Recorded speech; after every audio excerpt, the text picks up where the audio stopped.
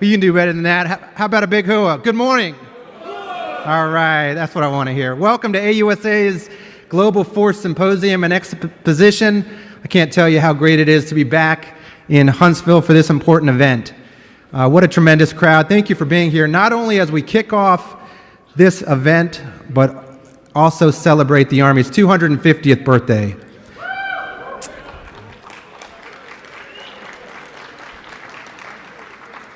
I'm Alex Brody. I'm the Director of Meetings at AUSA. General Brown, our President and CEO, is the host for this event.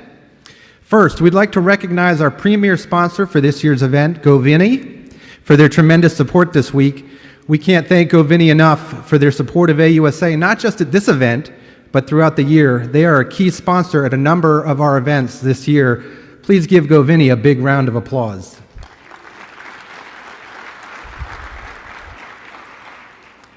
I'd also like to thank One Brief for their generous sponsorship of the coffee service this morning. We all know how vital coffee is every morning, so a big thank you to One Brief for being our sponsor. All right, we have a great lineup for you this morning, but before we blast off, I have a few customary announcements. Your badge. Everyone in the room received a digital access pass. This innovative option provides a quicker way to access our educational forums without having to wait in line for a printed badge. Please note that you do still need a printed badge, though, to go into the exhibit hall. So if you don't have your printed badge yet, please feel free to stop by our main registration counter or any of our satellite kiosks to pick your badge up before going to the exhibit halls. Proceedings, handouts, a link to the slides from our event will be available about a week after the event concludes on our website. Just go under past events, look for this event. You'll find them. If you don't, feel free to reach out to me. I'm happy to send you any proceedings from this year's event. App. We have a great app again this year. Our app includes the latest agenda, exhibitor list, and is really just a one-stop shop for everything at this event. If you have not already downloaded our app, please do so now. Question cards. We use question cards at our events. So periodically I'll walk around the room. So for any panelists, I'll walk around, ask you to fill this out, and then I'll hand it to the moderator. For our keynote speakers, I'll walk around the room with a microphone. So please start thinking about your questions now. Our panelists, our keynote speakers are ready for your tough questions. Press. We have press at our events, so our ground rules are simple. We're on record. And for attribution. Membership. Who here is a member of AUSA? Please raise your hand. All right. AUSA is a membership organization, so for everyone else, please turn, smile at the cameras. We'll review them later. We'll give you a call. We need your support, so we'll track you down after this year's event. Simply put, we can't do what we do without our members. AUSA has more than 1.8 million members, which is tremendous. Let's give that a round of applause. If you are not already a premium member and would like to join today, please visit our membership booth. You can connect with Angela Quidley in the South Hall foyer, which is near registration. Angela can review your membership plan and all the great benefits that we offer. By joining, you will help AUSA be an effective voice for the total Army and provide support for the soldiers and their families. Also in the South Hall foyer, not far from registration, is the AUSA store. Please stop by when you get a chance and see all the great items we're selling.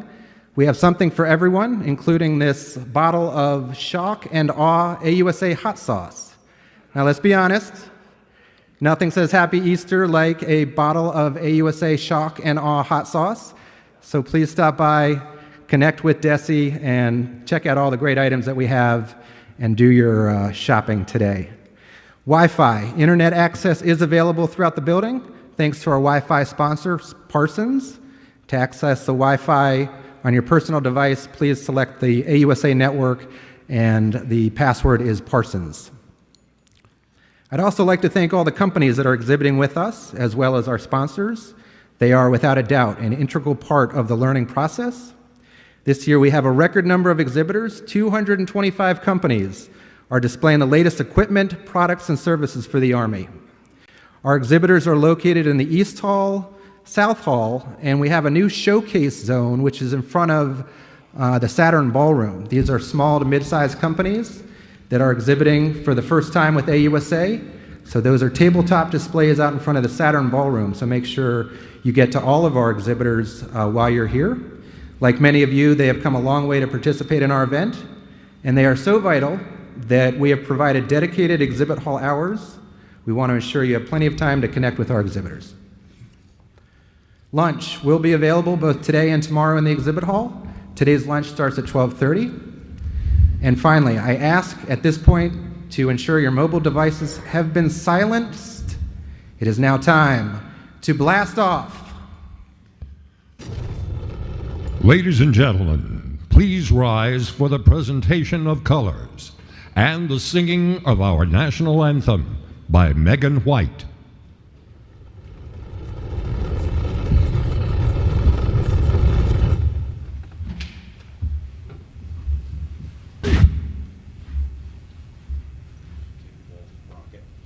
I think it's only offensive now.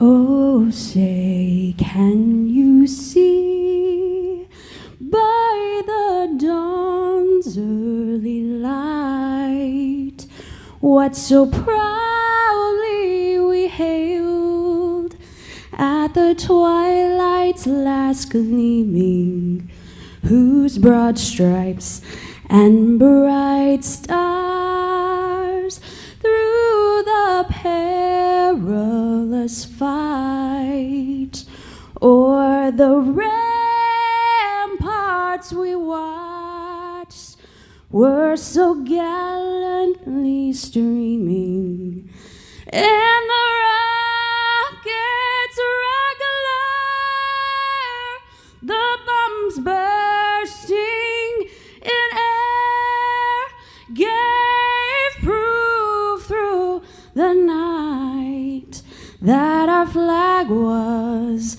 still there. Oh, say, does that star-spangled banner yet wave o'er the land of the free and the home of the brave?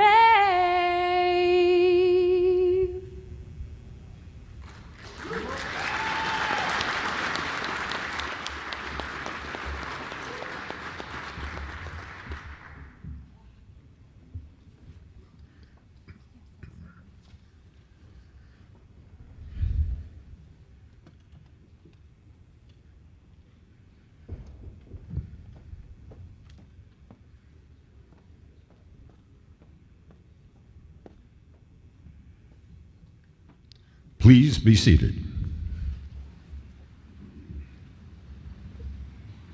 Ladies and gentlemen, the President and Chief Executive Officer of the Association of the United States Army, General Robert Brown, United States Army, retired.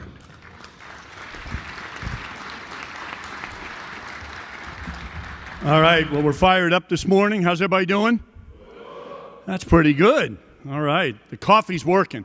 So ready to, but I tell you, we're really so glad to be back here in Huntsville, a tremendous Army town, and really appreciate the amazing support. It's just great to be here for the Global Force Symposium and Exposition.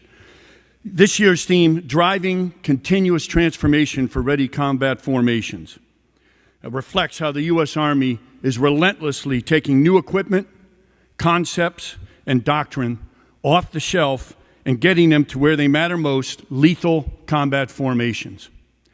It is with these formations that innovative ideas become tangible improvements to our Army's readiness, lethality, and adaptability in the most challenging security environment we have seen in decades. By modernizing equipment, enhancing training, and refining operational concepts at the pace required by the rapid changes of the character of warfare, the Army is strengthening its ability to deter adversaries, respond to crisis, and maintain overmatch in multi-domain operations. With that in mind, as we focus forward on the future here at this exposition and symposium, it's also important to remember the past. And this year celebrates the Army's 250th birthday. From the Revolutionary War to today, America's Army has steadfastly defended the nation before the nation was even born. To honor that commitment and this history of selfless service, please enjoy this short video, This We'll Defend.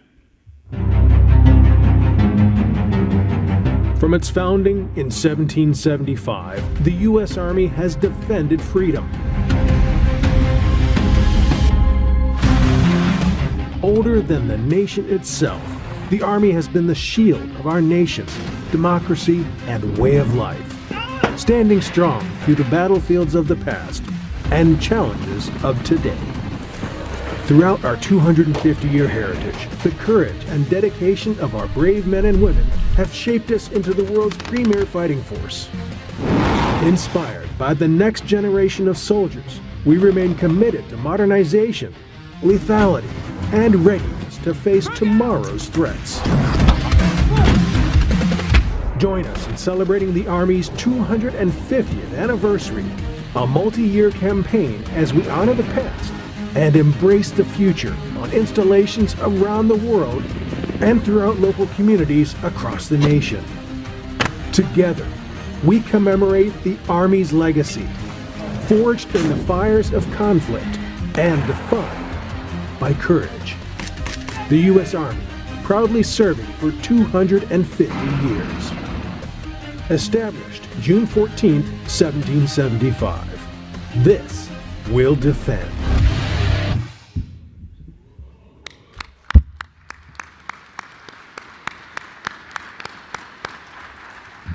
There's recruiters outside the auditorium.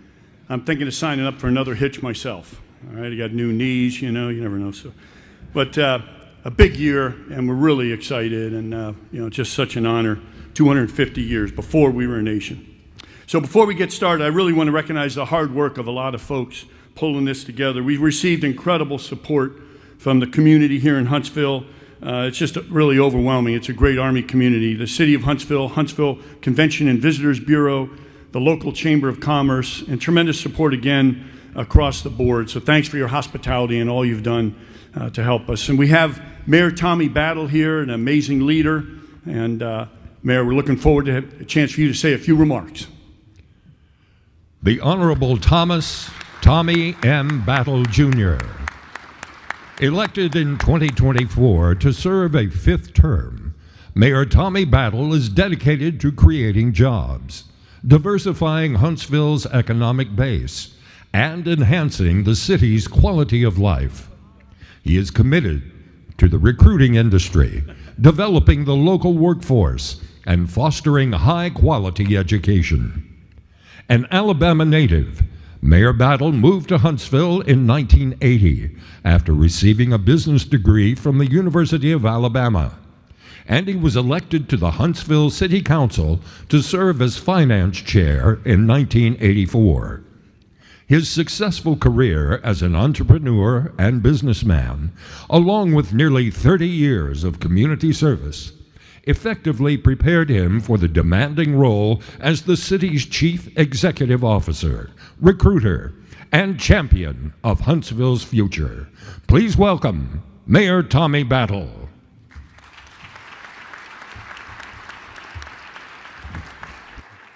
Thank you. I was about to say he could go on and on and on. I'd just stand here. I'd be real well received.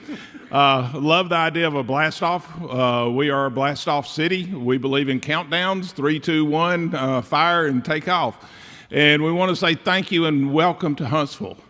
You honor us by coming to Huntsville, and we are so glad to have you here in our town.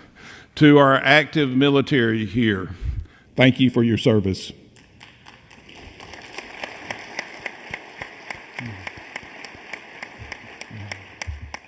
to our retired military, thank you for what you have done for this country.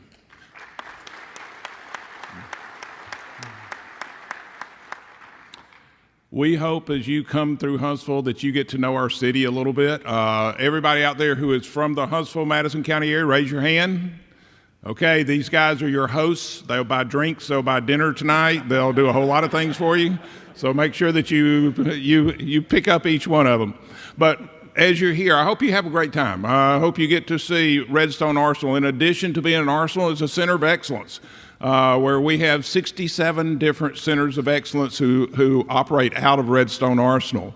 Everything from the FBI to missile defense to Army aviation to Army Material Command. Across the board, we have 67 agencies sitting out there who are working day in and day out to make this country great. And then just to the north of that, we have Research Park, second largest research park in America, which houses more engineers and degree professionals per capita than anywhere else in the U.S. And as you look at Research Park is made so that we can make those center of excellences even stronger. Some of the things that have happened at Redstone Arsenal, the Marshall Space Flight Center, we put together the rockets that took man to the moon and brought man back, and maybe wrote a few footnotes in the pages of history. But also today we're working on the SLS that will take us back into deep space and take us back to Mars. And then we're working on future propulsion systems, things like nuclear thermal propulsion that will take us to Mars and to other planets throughout the solar system. And as we look at all that technology that comes together, there's a great synergy out there. The synergy that makes for a great base, makes for a great arsenal, makes for a great place to have centers of excellence. We hope that as you come here that you have a great time. We are looking forward to the next 3 days. We think that it will be something very enlightening, but thank you for coming to our city. You honor us by being here, and have a great time. Thank you.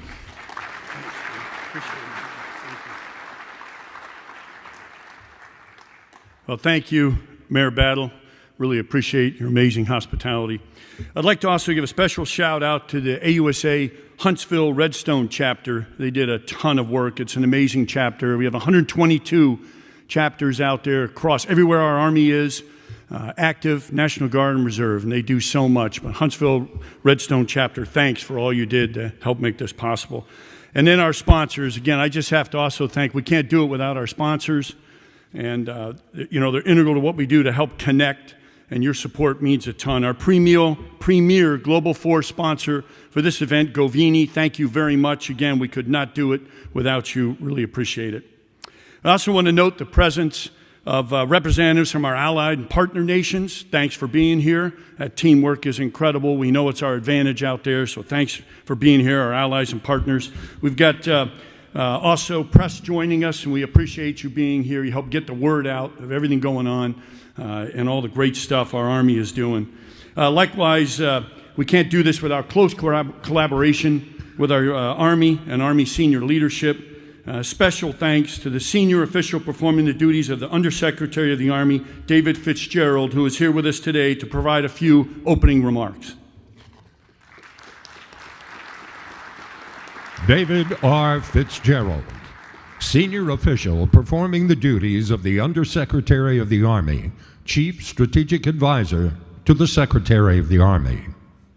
Mr. Fitzgerald serves as the Army's Chief Operating Officer and Chief Management Officer, helping oversee a budget of more than $185 billion and sharing responsibility for the manning, training, and equipping of nearly 1 million soldiers across the active, Guard, and Reserve components.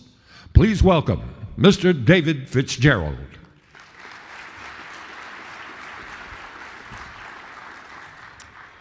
Well, good morning to all the soldiers, Army civilians, and industry partners out there. I'm going to have to get more practice like Mayor Battle because I need notes, so that was impressive how you can just rip and rip it. It's great to be at the AUSA Global Force Symposium and Expedition with you all, and I appreciate the chance to share some brief remarks here this morning. Although I am a recovering lawyer, so brief may be a bit aspirational, but I appreciate you all bearing with me. First, I'd like to thank everyone who worked to put on this event, all the folks that General Brown mentioned, the city of Huntsville, but also you, General Brown, and the entire AUSA team. It's a great event, and I'm excited to be here. I'd also like to thank President Trump and the Honorable Dan Driscoll, Secretary of the Army, for their trust and for allowing me the privilege of serving as the SOPDO Under Secretary of the Army for the last few months. It's great to be back in the world of acronyms. SOPDO is a good one. It's truly the professional honor of my life to play a small role in advancing the shared vision of the Secretary and the Chief of Staff of the Army, General Randy George, to transform the Army into a truly modernized and more lethal fighting force. And I have to say, serving in the Secretariat is a remarkably different experience from my last hitch in the Army when I got out as a junior captain in Afghanistan. Definitely a lot cushier this time around.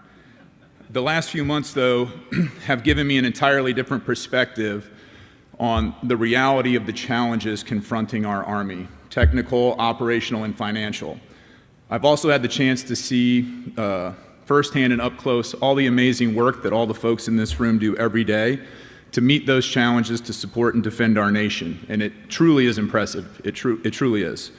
But the headline here is that we have to do more to overtake the rate at which our adversaries are transforming. We have to do it better, we have to do it faster, and we have to do it together. And I think that we all recognize we're at a pivotal moment where the character of warfare itself is changing before our eyes. Our adversaries are moving fast, they are adapting capabilities and leveraging new technologies, which are often subsidized through commercial investment in real time. Now, the concept of transformation in contact, which was initiated by General George and operationalized by our friends at AFC, I think I saw General Rainey here somewhere, that concept rightly recognizes that a transformed, combat-ready Army is not an end state. It is a continual process of working with our warfighters to deliver to them the very latest in scalable and adaptable capabilities that they need to fight, survive, and win on the battlefield of today and tomorrow. We've revolutionized before. The industry and defense partnership has produced technological breakthroughs that shape the modern world. From the Manhattan Project to pioneering GPS and the internet, we can do it again, is the message for today. Euphemisms and platitudes will not get us there, though. We need a very clear-eyed understanding of the current situation, the challenges we face, and we need to fundamentally relook the way that we do business to put America's warfighters on the leading edge of technology. The Secretary of the Army said that we need to act with the purpose and decisiveness of a pre-wartime footing. And the Secretary's articulated three main lines of effort to do just that. First, we need to make the Army a better customer. Army senior leaders will accelerate current efforts to reimagine the way in which the Army produces its requirements documents. We want to unleash the full potential of American ingenuity by promulgating capability-based requirements and describing problem sets, and then allowing the innovators to innovate, rather than prescribing overly restrictive gold-plated wish lists, which I think we are making good headway on that front through AFC.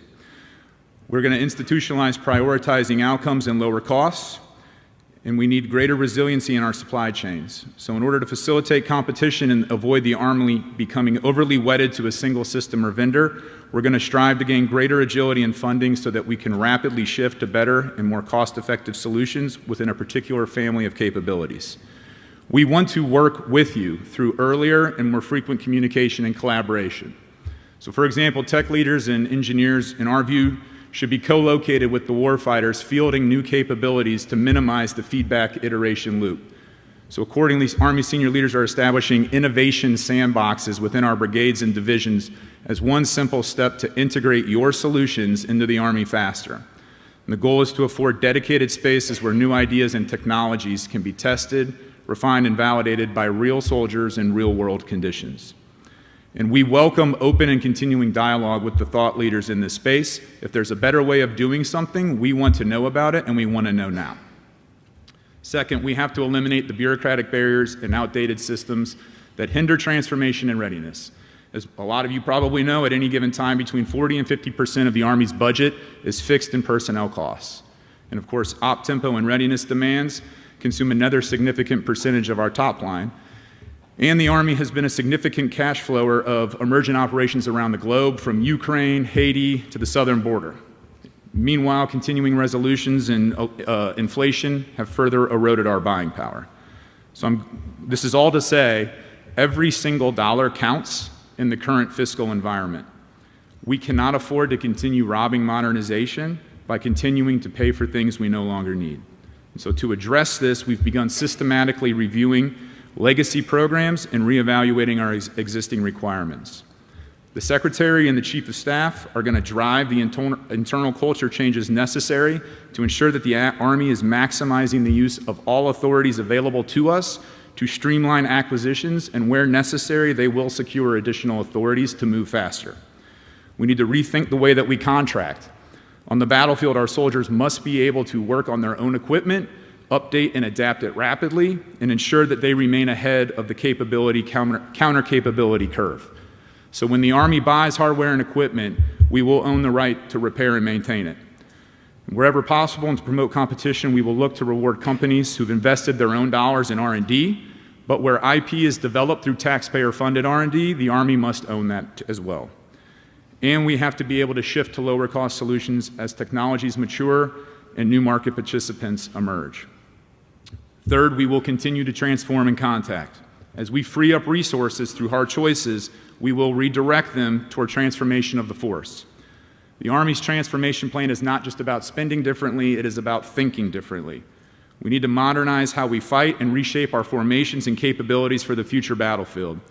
And technology, like the ones that we'll see here at this great event, are the cornerstone of that transformation. This is especially true in areas like AI, IT networks, additive manufacturing, and making our decision-making and operations more data-centric. But it's equally true in more traditional warfighting domains for both kinetic and non-kinetic effects. UAS, counter-UAS, electronic warfare, integrated air and missile defense, long-range fires, these are and will remain a priority for immediate and enduring capabilities. But building a culture of innovation at speed and at scale requires a shift in mindset within the Army, DoD writ large, and industry, particularly a higher risk tolerance and an increased willingness to challenge outdated processes. And from what I've observed in my brief but illustrious tenure in SOPDO, I think we have a unique opportunity to capitalize on precisely such a culture shift as consensus grows around a recognition that the old ways of doing business are no longer working. And that is a big challenge. The Army must take a flat or a reduced top-line budget and still modernize and transform its capabilities while improving operational readiness and supporting our soldiers. And if we, and I mean the collective we, get it right, that means more resources for our Army and our warfighters. We have the absolute best soldiers in the world. I would put an American soldier up against anyone, anytime, anywhere. But it's our mandate to ensure that those warfighters have the very best capabilities that American ingenuity can provide to deter and defeat all comers. And this is bigger than just the Army. It's about reinvigorating American pride, where industry and the military come together to not just build products, but to solve the problems that challenge our national security and our national prosperity. That's the challenge. We need to meet it together. The Secretary is asking for your buy-in. I am here telling you why it's imperative. So let's move faster, let's think bigger, and let's make sure that the next great revolutionary breakthrough happens right here with us. The future's not waiting, our adversaries aren't waiting, neither will we. So thank you. I look forward to meeting everybody over the next couple days, and be all you can be.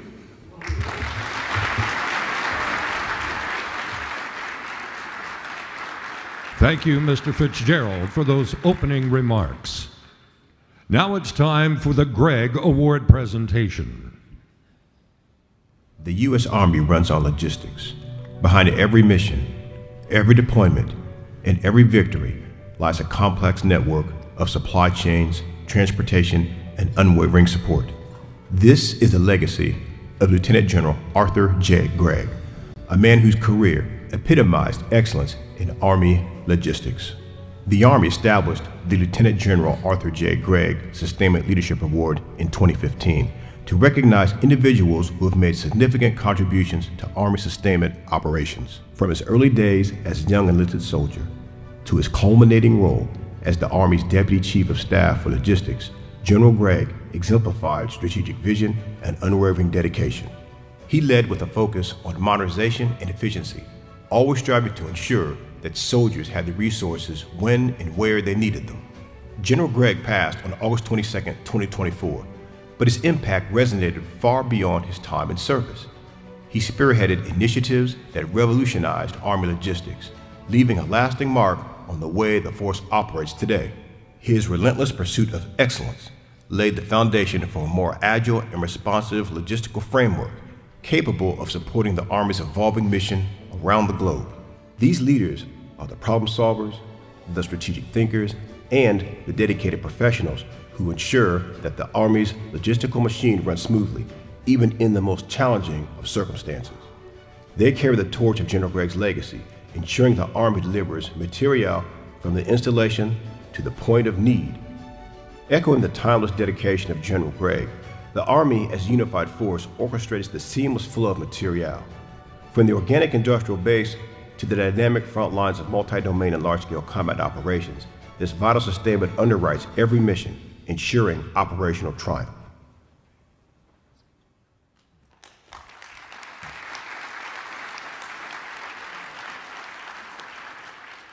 Welcome to the 10th presentation of the Lieutenant General Arthur J. Gregg Sustainment Leadership Award.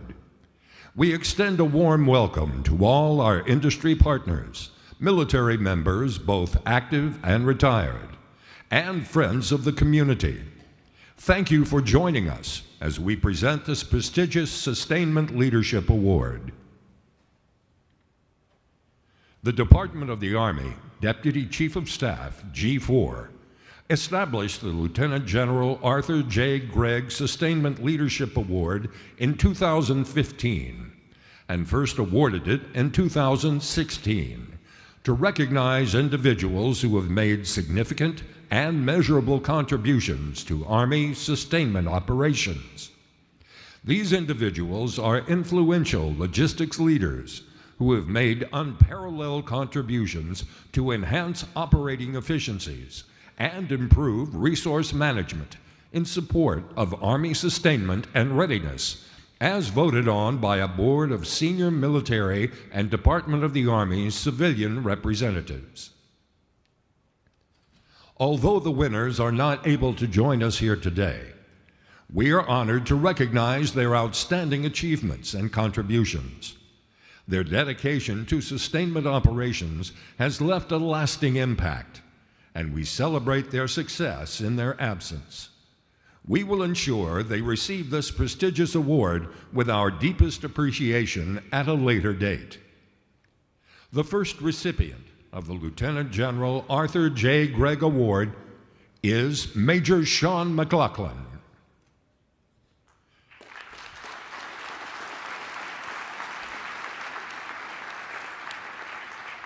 Major McLaughlin currently serves as the Transportation Officer for the 25th Infantry Division.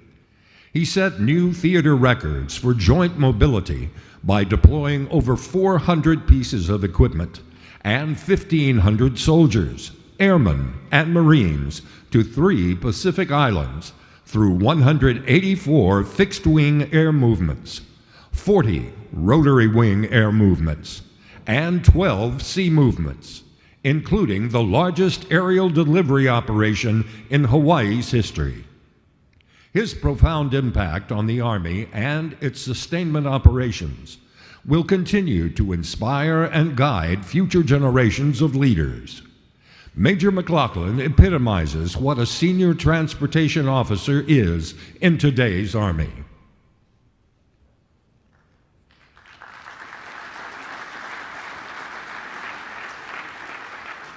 The next recipient of the Lieutenant General Arthur J. Gregg Sustainment Leadership Award is Mr. Jason Henry.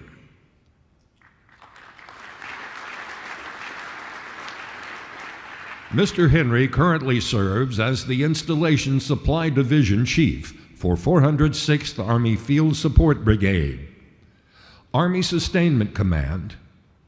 Mr. Henry managed over $25 million in fiscal requirements without interruption to baseline services. He effectively cross-leveled material handling and dining facility equipment to address mission requirements, mitigate risks, and reduce costs to the government. His efforts significantly optimized operations across a geographically dispersed footprint.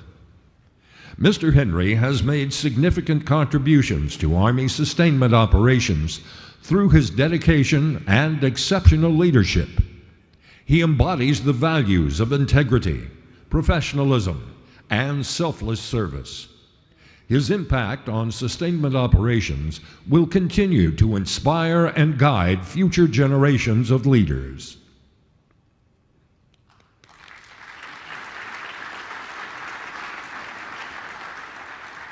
The last recipient of the Lieutenant General Arthur J. Gregg Sustainment Leadership Award is Mr. John Hall.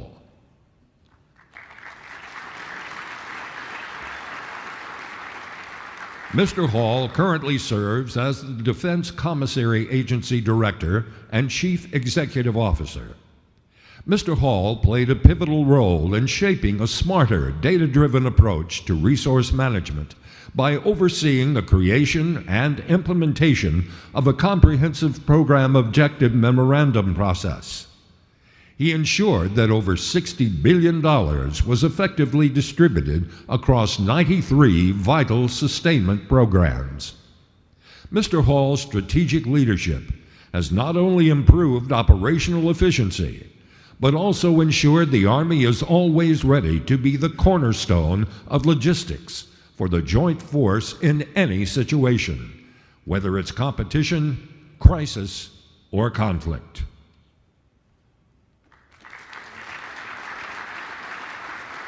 Ladies and gentlemen, this concludes today's presentations. Be all you can be. This will defend.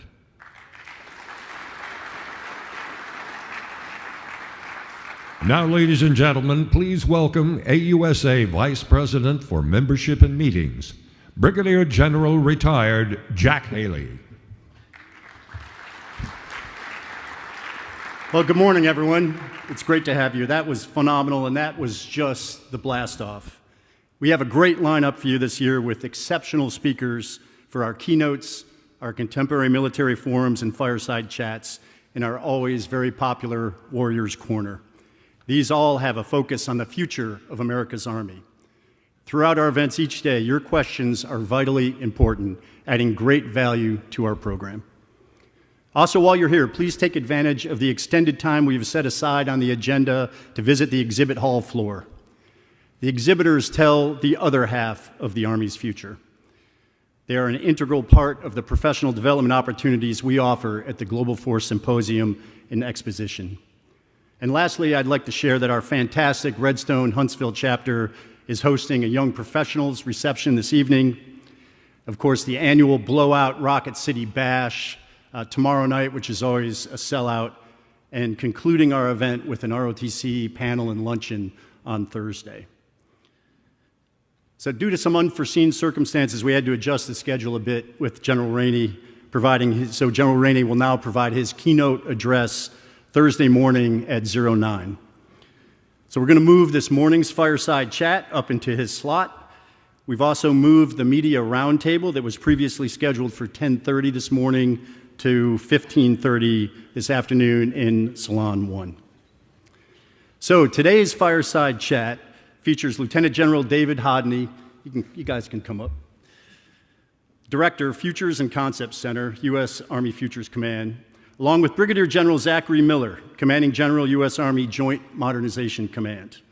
Their discussion will be focused on concept-focused experimentation, and Megan Metzger, the CEO of Decode, will be the moderator. Ms. Metzger, the floor is yours. Brilliant. All right, welcome.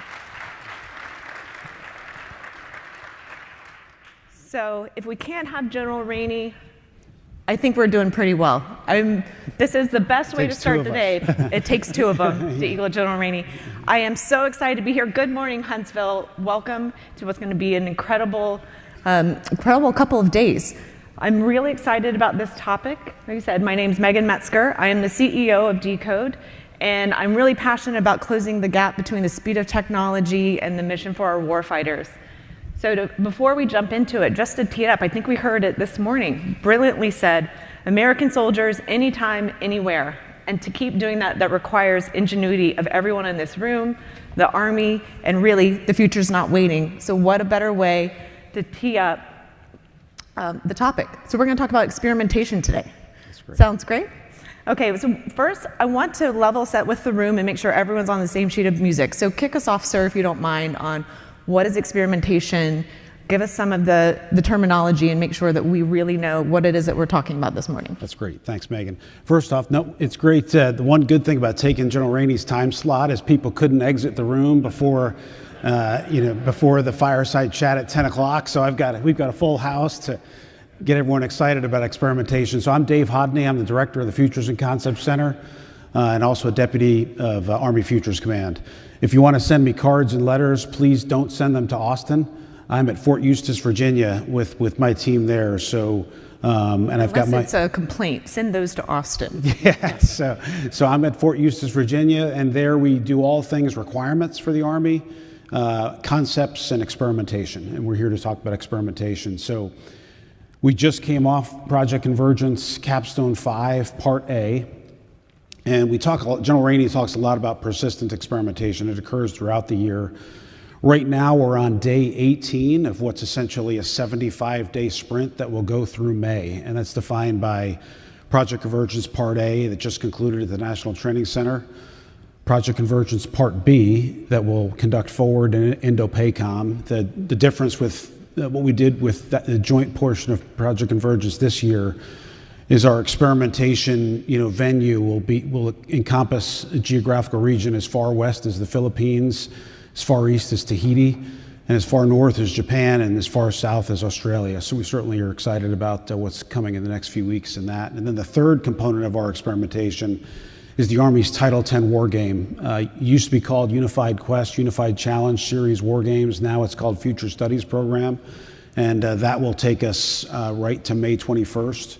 And we'll wrap up before Memorial Day weekend and obviously the Army's 250th birthday celebration. So to your question, Megan, experiments are not exercises. Exercises focus on today's readiness. They have clear training objectives. They're today's formations with their capabilities. There's an element of free play, test the full range of capabilities, and allows leaders at echelons to make decisions to challenge problems and make sure they're skilled in their mission essential tasks. Experiments are focused on experimentation objectives, not training objectives. They're also focused on future readiness, and there's a little bit of the learning demands, unlike the free play and exercise and an experiment. There's really controlled environments to make sure we can test our hypotheses, make sure we can get the learning, achieve the learning demands and answer the questions we're seeking to pursue. So the experiments we're hosting are really important to the future readiness of our Army, and I'm certainly proud to be a part of it. Absolutely. So from your perspective too, from the kind of the joint modernization, what's your role in the experimentation? Kind of add on to its critical nature of it. Sure, thanks, Megan, and great to be here. We at Joint Modernization Command do most of the kind of large scale in the dirt type experiments. Project Convergence Capstone is the kind of most known one. As General Hodney had said, Scenario 8 is concluded at National Training Center. So we really convene the team is one way I look at it. This portion that we did at National Training Center had about 4,000 participants from across the Joint Force. And in order to put that together, we need a lot of help. And we had coordination from NASA to the NSA and from ASALT to the Air Force headquarters. You name it, they were out there trying to help put it together. The real secret, I think, is that our cross-functional teams and our capability developers from our centers of excellence are really the ones that are at the locus of understanding whether or not the technologies and the operating concepts we brought together are performing as we had anticipated, and then finding what we can learn from that and making sure that that gets fed back into the machinery that is deliberate and transformation in contact. Well, and you hit on something about the team, and I wanted to pull that thread a little bit, because one of the things that stood out to me is when we talk about experimentation, it's not just about the technologies and making sure that they work. You're also bringing in the operations centers, all the forms you have to fill out, you name it. Yeah. What else goes into it from every function? Unlike in past years, and I'll steal General Hani's line that it was like sticks lanes in the desert where we had a bunch of kind of discrete experiments all occurring. This year it looked actually a lot more like a operation would, or a National Training Center rotation would. We had a joint forcible entry, we had an attack, and we had a defense. And so we were able to execute that from the corps echelon, 18th Airborne Corps, all the way down to the platoon level. And to put that together is much more than just a normal National Training Center rotation, as you might imagine. We had forces from all corners of the Army. And then we had folks like, because since it was the Corps, we had to fight in the deep. So we had the Air Force up at the Nevada Testing Training Range in Nellis Air Force Base. We had the maritime component off the coast of San Diego and San Clemente Island, which included everything from SEAL Team 1 to Army and Air Force Special Operations Forces to even the 11th MEU from the Marine Corps. So if we don't bring all those together, we can't really test whether or not the capabilities we've assembled are going to allow us to meet our warfighting needs for the future from the core down. So you hit on something, and I'm going to flip the next question to you, sir. It sounds like we are adapting and changing the way that we do experimentation. So we used to have big singular events, and we've really evolved. And part of the theme for this conference is continuous transformation. So how else have we changed experimentation to keep up and really kind of meet that continuous transformation spirit? Yeah, thanks, Megan. So you talked about the core and below. So I'll start with Project Convergence and the adjustments we've made there. So I was a CFT director, soldier lethality CFT for the first Project Convergence. That was essentially a bottom-up experiment. CFT directors, we were pursuing capabilities and the solutions we were pursuing. We realized if we didn't coordinate with each other, we would actually potentially go in different directions. So Ross Kaufman actually gets the credit. He was the next gen combat vehicle CFT director, also former COG at the NTC. He's the one who said, hey, we need to probably bring our stuff together to make sure in the Army, the CFT directors could link sensors and shooters with the technology we're pursuing. Wally Rugen, Future Vertical Lift CFT.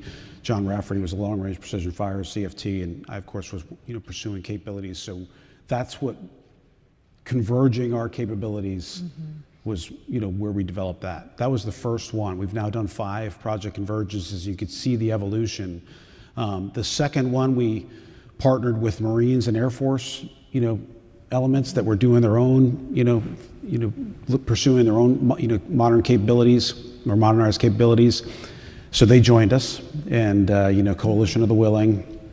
The third year, we partnered with Five Eye Allies. So now we had, some joint capacity and allied participation. The fourth and fifth year, we elevated to combatant command participation.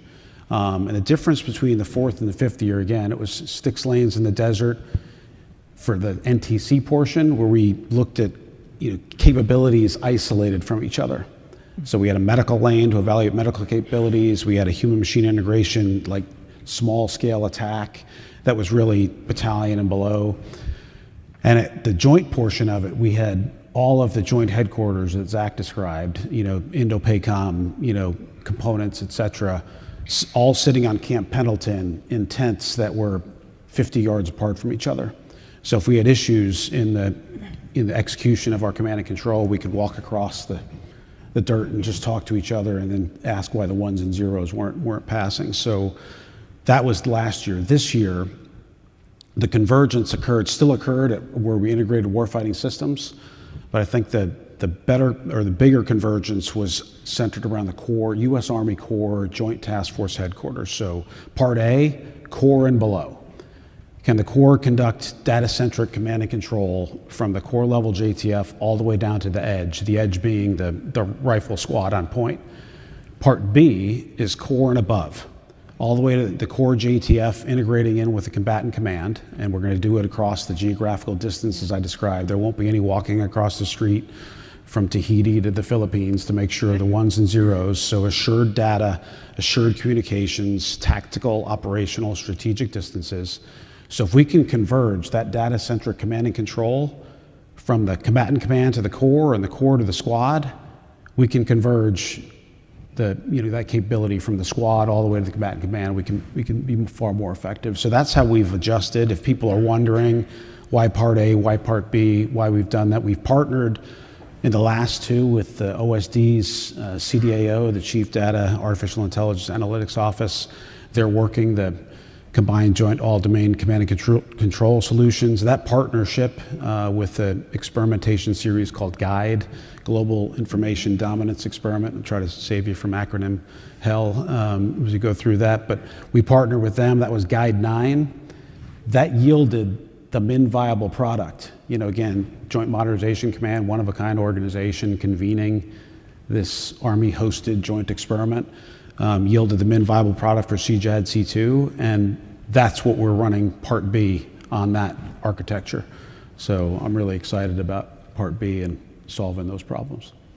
So if I were to kind of say it back to you, it sounds like data is king, and we're really flipping the script so that we are focusing on how data can drive that connectivity at every single echelon. Yeah, I'm going to quote That sounds Pat game Ellis. changer. Yeah, I'll quote Pat Ellis. He's the one who, he's the command and control cross-functional team director. It's, it's about moving data, and if you can move data, you can move your voice. So voice over internet protocol. So, think traditional radios, not having to do that and moving our voices via data.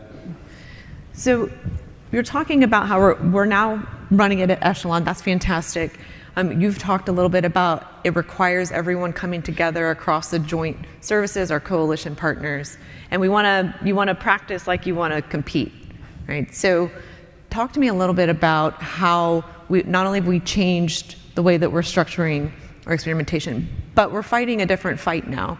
We've been in the desert for a while. We've learned a lot from Ukraine. We're going out to Indo-PACOM. How are we also adapting experimentation to be in those environments? Talk a little bit more about the world aspect of it in the joint. Yeah, I'll take that, Zach. I mentioned Future Studies Program, the Title X War Game. We've been doing that. Last year I spoke.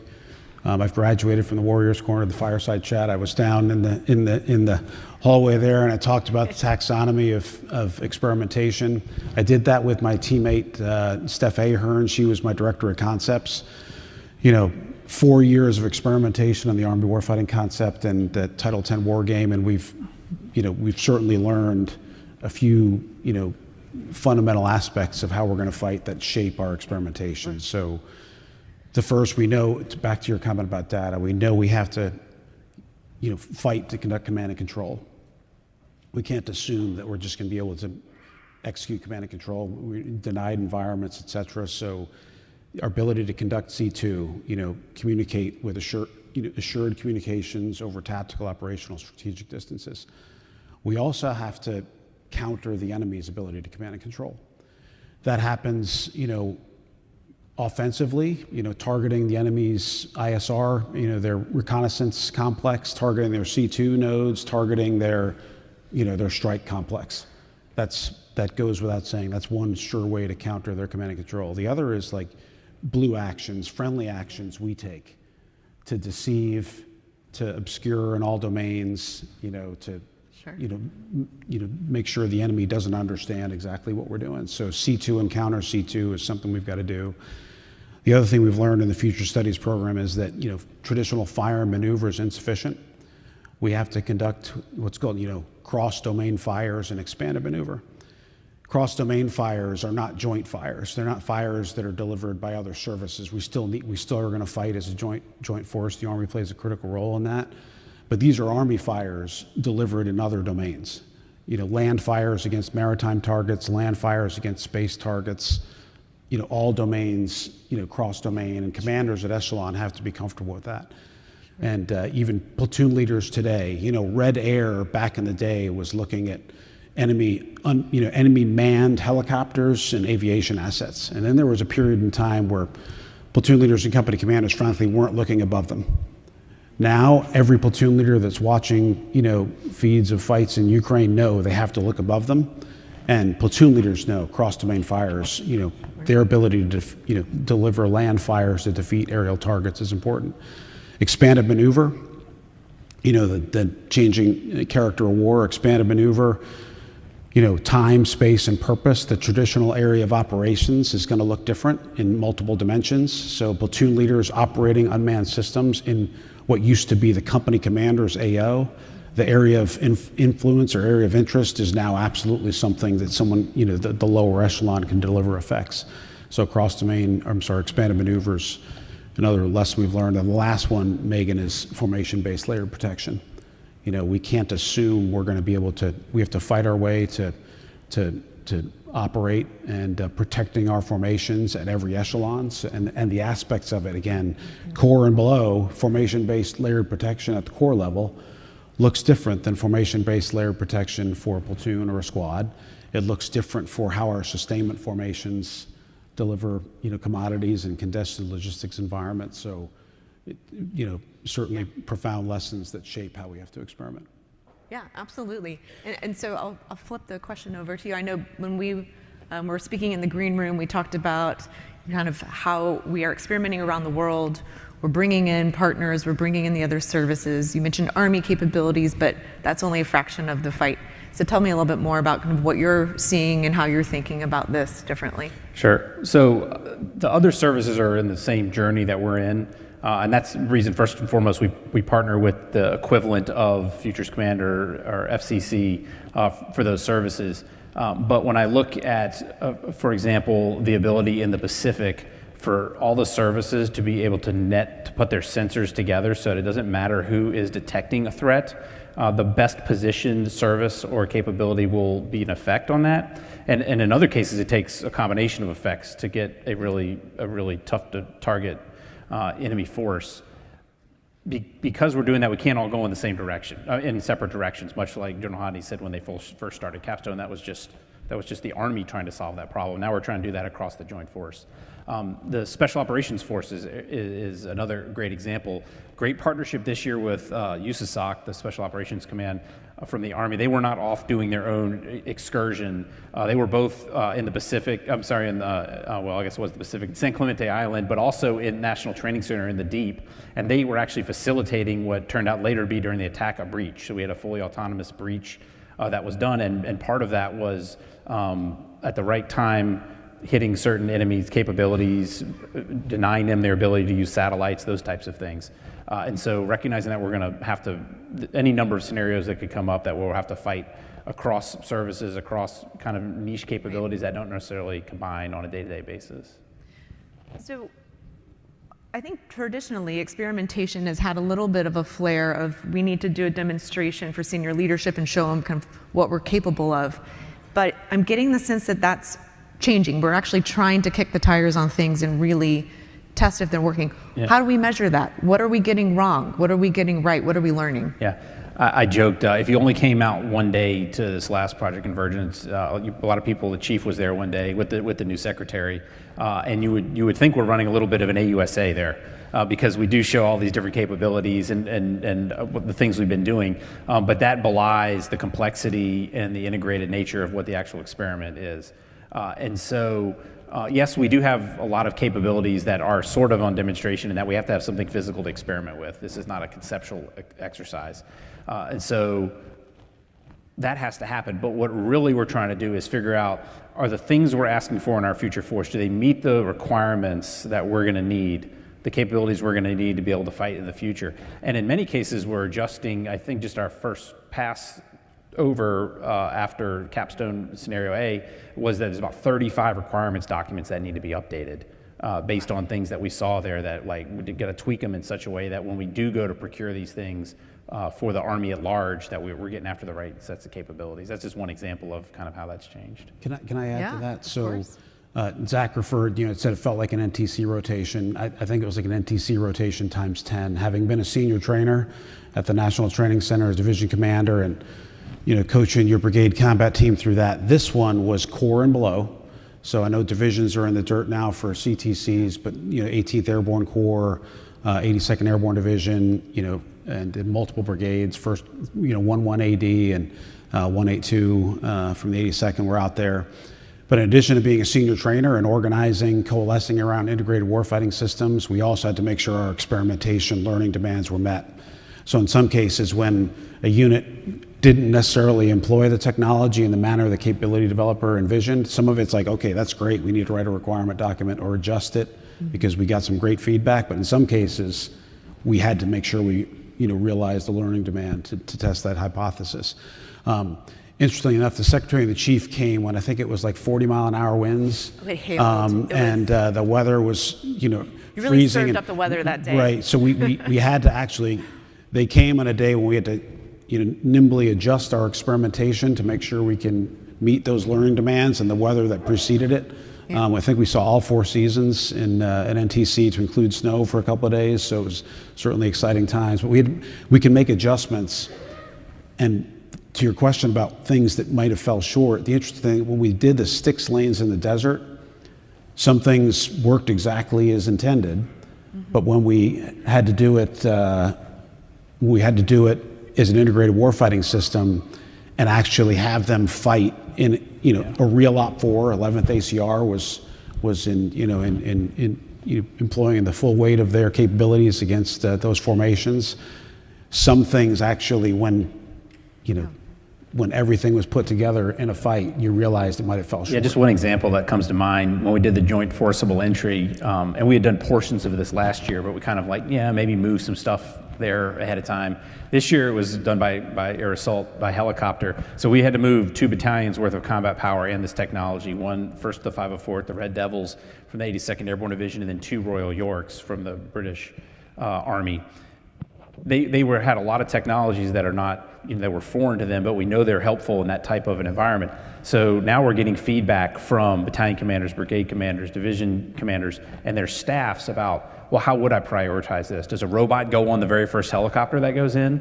We had a technology called Joint Forcible Entry Radar, something that gives a commander on the ground during a joint forcible entry an air picture. So this is a battalion commander now that has an air picture out a pretty good distance.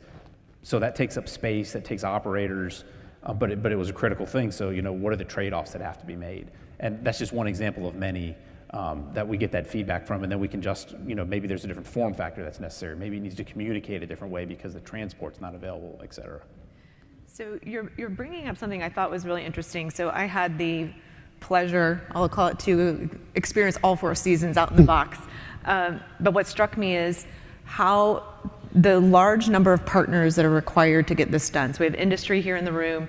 You had commercial tech companies. You had your industrial base that has the operational context. You had contracting staff. It was fascinating to see. What role should industry take in this new way of experimenting the frequency? And it sounds like it's okay to bring stuff that might need tweaking and fail, whereas before that might not have been the case. Yeah, thanks. That's a great question, Megan. So, we want you to be on this journey with us. So, and we have made adjustments. So I talked about the C2 and counter C2, cross-domain fires, expanded maneuver, formation-based layer protection. The way we experiment right now, and last year when I, talked to the Warriors Corner about the taxonomy experimentation, I referenced the Army-focused warfighting experiments. Many folks are familiar with the experiments that occur at centers of excellence, things like AUE, which is the Army Expeditionary Warrior Experiment, SMEX, the Sustainment Modernization Experiment, MFIX, the Maneuver Fires Integrated Experiment at Fort Sill, Vanguard, the intelligence, those were they were COE focused because we were looking at capabilities in warfighting functions. Now we've got to look at capabilities and how they integrate across warfighting systems. So in fiscal year 26, the next year, we've reorganized how we're going to do those experiments. So we'll start the year with our Title 10 war game, like we do every year in November. We'll start that. The first experiment will be the C2 and counter C2 experiment. That'll be in the early spring timeframe. It's built around the foundation that was Vanguard. Yuma, Arizona provides exceptional, range capabilities that allow us to test the full range of C2 and counter C2 capabilities. And that'll be essentially organized from the theater to the brigade level. So if you have technologies that are in the C2, counter C2 at those echelons and want to participate in that experiment, that's where that occurs. The next one is the cross-domain fires experiment. So where that was traditionally, MIFIX, the Maneuver Fires Integrated Experiment at Fort Sill, cross-domain fires, all manners of fires, launched effects, rocket Cannon, and all these are live and in sim, by the way. That'll occur at Fort Sill, Oklahoma, after the C2, counter C2, SIFWE, AWE, which will expand to be what's called the expanded maneuver, and that'll occur at Fort Benning. That'll be in the spring time frame, the April time frame, and that will also include, launched effects, autonomous systems, human-machine integrated formations, and layered on top of all of them will be formation-based layer protection. So we know we've got the aspects of formation-based layer protection from the higher echelons will look different in terms of air defense systems, survivability systems, our approach to that, to the brigade and below at Fort Benning will look different. We'll then go to we do 2 FSPs a year. We'll do the second Future Studies program. We'll be able to incorporate the learning that occurred in those 3 concept-focused experiments. And then the capstone convergence event will occur in the summer. So convergence right now occurred in the spring, and like AWE starts today at Fort Benning. So we did a lot of the things that it's just, we've got some adjustments to make. I think it'll help us out, it'll help industry out, with a more coherent approach to our experimentation. And for the industry partners that are looking to support these types of experiments, I think the best way in is still the folks that you know and love, our capability developers, our cross-functional teams, the people at the centers of excellence. It's going to be a lot more focused. I did a talk in Austin some months ago, and in prep for that, I was looking up for kind of where the requests were that we were putting out for those, and they're all over the place. Some are in SAMS.gov, some are in some other bespoke databases. So there's also an effort to kind of consolidate the kind of call for proposals that will meet the needs based on the learning demands that we have. So I think that's going to be a lot more coherent starting in FY26, and those events then will help us inform what we want to do in the big capstone one in July, and make sure that we've got the capabilities that are really helping us meet those needs. Yeah, and I think I could not double down more on pay attention to those things, because all of this is in the spirit of continuous transformation. So the frequency, the ability to not just adapt the systems, but even our programmatic, so that we can move with that speed. That will be important to take note of, because it's changing, and it's changing fast. Now, I wanted to kind of ask the question a little bit differently. You listed out some fantastic areas for industry to get involved, but 2030 shows up tomorrow. Everyone panic. Where do we have a ways to go? And what are the biggest opportunities that you think we haven't yet tackled? I think,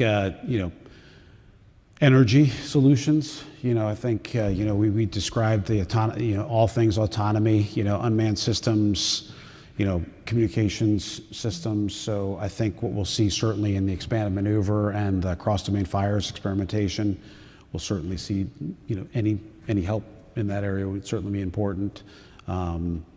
Dynamic spectrum management is certainly again, when we put all of those systems together on the battlefield, integrated warfighting systems, and saw robots, we're not going to get any more spectrum, and saw how units had to on the fly, the paragraph 5 command and signal paragraph I wrote as a young lieutenant, succession of command and red and green star clusters.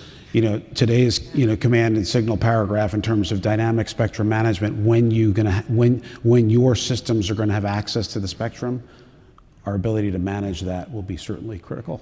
Absolutely. Okay, same question. Yeah, I think, and there's a separate panel that is going to be hosted on next generation command and control, but the future is unlimited there in terms of what types of applications people can bring to the fight. And it's an extensible open architecture. We had graduates of the software factory, AFC software factory, embedded as part of operational data teams in 18th Airborne Corps headquarters, and those smart captains and sergeants were writing code to make use of the data that was being brought into next generation command and control. And so there's going to be some level of applications that industry is going to have to help out with on those. I'll double down on the spectrum thing. We spent months and months and months maximizing the amount of spectrum. The reason I said NASA before is because they actually gave us some of their spectrum that they use to monitor deep space satellites.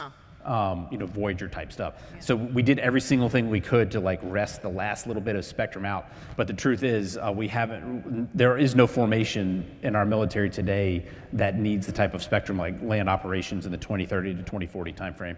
And so the ability to secure the actual transport, the transmission of this data, I'm not talking about ComSec, I'm talking about actually making sure that the communication itself is reliable, has multi modes to move, doesn't use too much bandwidth when it doesn't need to use too much bandwidth.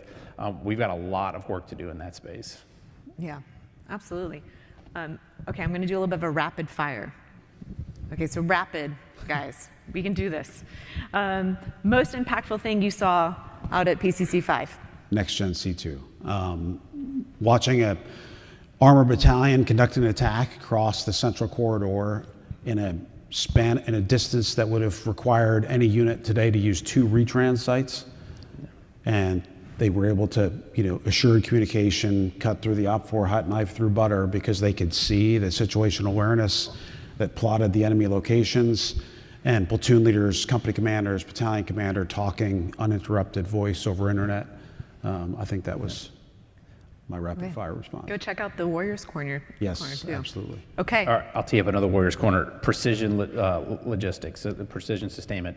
Tanks, M1 tanks, automatically sending their fuel, their ammunition status, and maintenance codes over existing transport methods as frequent as the commander wants them, all integrated into an app, in this case on Next Gen C2, that would let a commander see the exact status without a single log stat report having to go in, and then make decisions about what he could do with his fighting force and how he would need to sustain it.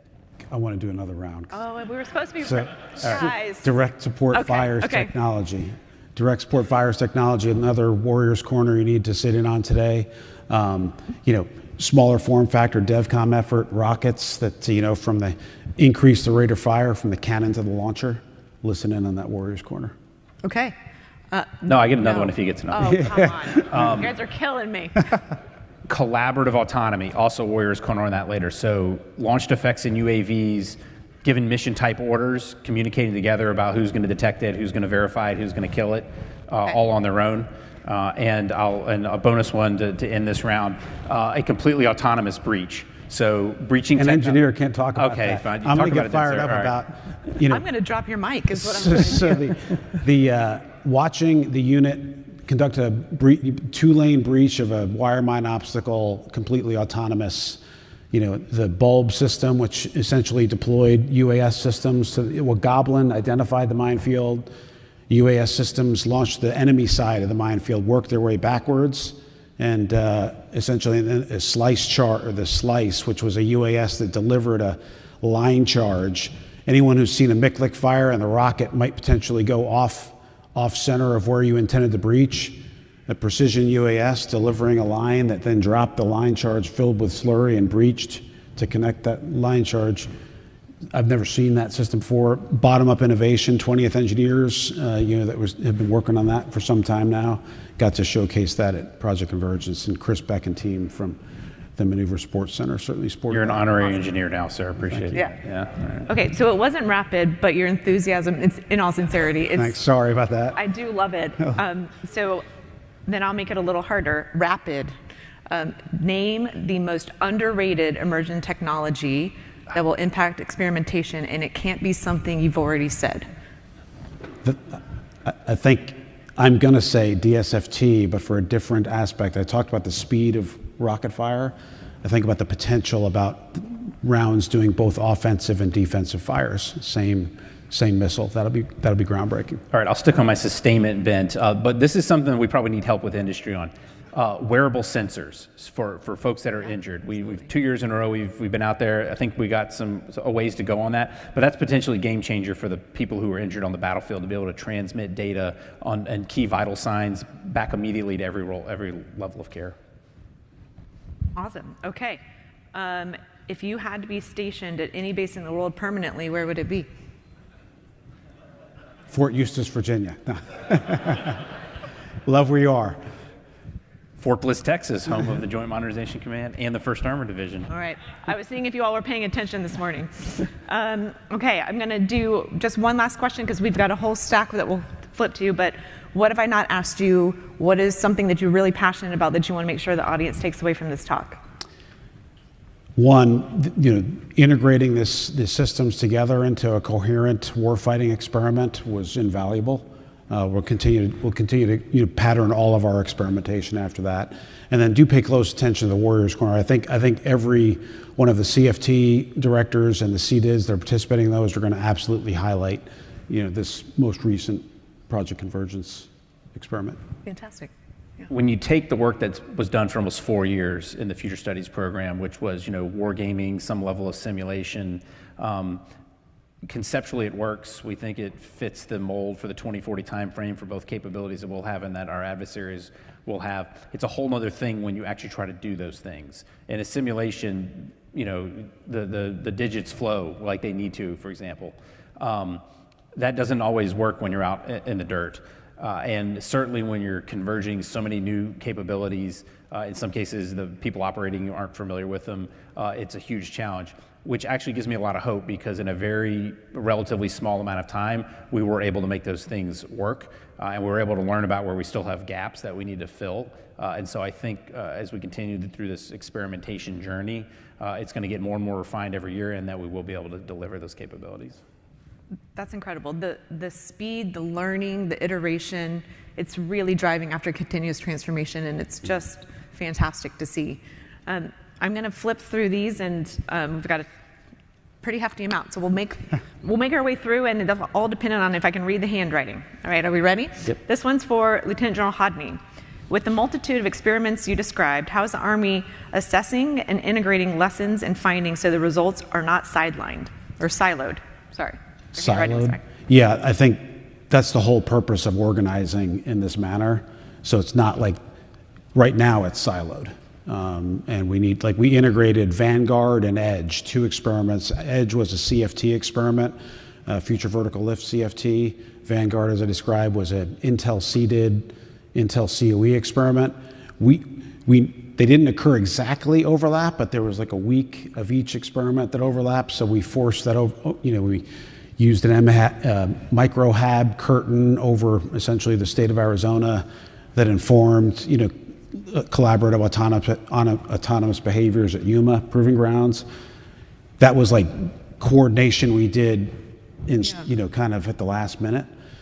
Now, if we do a C2 counter C2 experiment that feeds a cross-domain fires experiment, that feeds an expanded maneuver experiment, all of these capability developers will be participating at varying degrees. So it's to exactly do the opposite. It's to break down those silos. Great. Okay, next question. When will we begin to see significant levels of contested log experimentation, and what is holding us back? So there is no separate, those 3 examples that General Hodney gave, there is no separate logistics one, but this also goes back to your point about how do we not silo these types of things. That's kind of what was done before. And we found that quite a bit of sustainment tech that might have done really well, or maybe didn't look like it did that well when it was in an isolated experiment, when we brought it in and put it in the hands of the ultimate users, not just the logistics community, but also the commanders of our combat formations and their staffs, we learn a lot more. So I don't think, there will always be some level of experimentation, like does this thing work or not? But the whole point is to bring them, once they're mature enough, and put them in an operational context that really lets us learn, like, is this really solving a problem that we have or not? Can I add to that too? So like I mentioned, C2 counter C2 cross-domain fires, expanded maneuver, formation-based layer protection. Wrapped around all of that is intelligence and sustainment. So sustainment challenges, just like formation-based layer protection challenges, will vary based on the echelon you're talking about. The contested logistics CFT is a couple of years old. I think it's 2 years old pretty soon, if not now. They actually demonstrated some pretty compelling contested logistics, experimentation learning demands between the autonomous tactical vehicle sustainment that was, 1, transiting echelons in the desert, the NTC, and then 2, even working on how to integrate and, partner with other autonomous systems to include, fires, the autonomous multi-domain launcher. Watching that was pretty impressive. And that sounds like that goes to what you were talking about, like continuously removing the silos. We're doing more integrated experimentation. Yes. Yeah, that sounds. Because sustainment's included in every one of those experiments. Fantastic. Okay. This one's a long one. So, okay, data centricity depends on a viable network. How are you addressing how the Army and the Joint Force fights through a day without the network, PNT, and digital command and control? By the way, I appreciate the commute Z experimentation. Sorry, Mr. Pierce, I couldn't read that last word. But over to you all. Yeah. Fantastic question. Yeah, well, so again, tune into the Warriors Corner on Next Gen C2, but the watchword, it is cloud enabled, but not cloud dependent. Mm-hmm. And so they'll be able to describe about how we had edge nodes, how we had vehicles communicating with them, how it was able to resync to the cloud, et cetera. That's one piece of it. The other piece of it is to have resilient options for how we do connect our tactical formations. And again, this is kind of, again, an industry ask that we cannot be dependent on just, a low Earth orbit satellite or a terrestrial radio or, a local, tactical 5G network. It has to be a little bit of all of those things to remain resilient. We, particularly when we're in the defense, we found that you have to be prepared to fight in a denied communications environment. The enemy knows where you are. You're in a defense. They will probably find a way to at least degrade, if not deny, your ability to see too. Yeah, absolutely. And I got it, guys. I haven't had my second cup of coffee. Experimentation is not exercise. That's the comment that we appreciated. Yeah. Okay.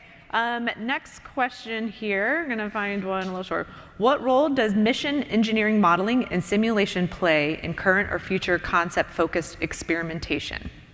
Yeah, I think it's part of all of it. So again, a lot of it's, or a portion of it's live, and a portion of it will absolutely be in simulation. And we do modeling and sim throughout all aspects of our capability development. Yeah, I would emphasize that one of the important parts of Project Convergence capstone is that as much of this is live. So when I said we had the Nevada Test and Training Range in Nellis Air Force Base, those are live emitters, live, in some cases, exquisite enemy capabilities with live detection means from all of the services, from space on down to ground forces. However, we can't, replicate the scale and the volume by using those emitters, and so simulation is what rounds out what we have. At the height of about a 6-hour period, the 18th Airborne Corps prosecuted about 200 targets. Obviously, those were not all real, but they did have to have the assets live or in sim to do the detection of them, decide what the right means to affect them was, and then collect battle damage on them. So simulation is essential for what we're doing. Yeah, absolutely, and at that scale, very critical. Okay, I love this next question. A great rundown on Project Convergence series. What are a few examples of lessons learned with our allies and partners on the interoperability of experimentation in our sustainment and logistics enterprise? How do we follow up with our allies to reinforce that we will remain engaged? Yeah, so I think one of the best quotes I heard from one of our Five Eye allies was on Project Convergence: if you miss a year, you're really far behind and it's hard to catch up. So they recognize the importance of this. So right alongside the 11AD 237 Armor was the UK Robotics and Autonomous Systems Battle Group. They're going to expand they're seeking to expand their participation next year. The Next Gen C2, their version of data-centric Next Gen C2, they want to scale that as well so we can conduct that collaboration. We didn't do a lot of cross-ally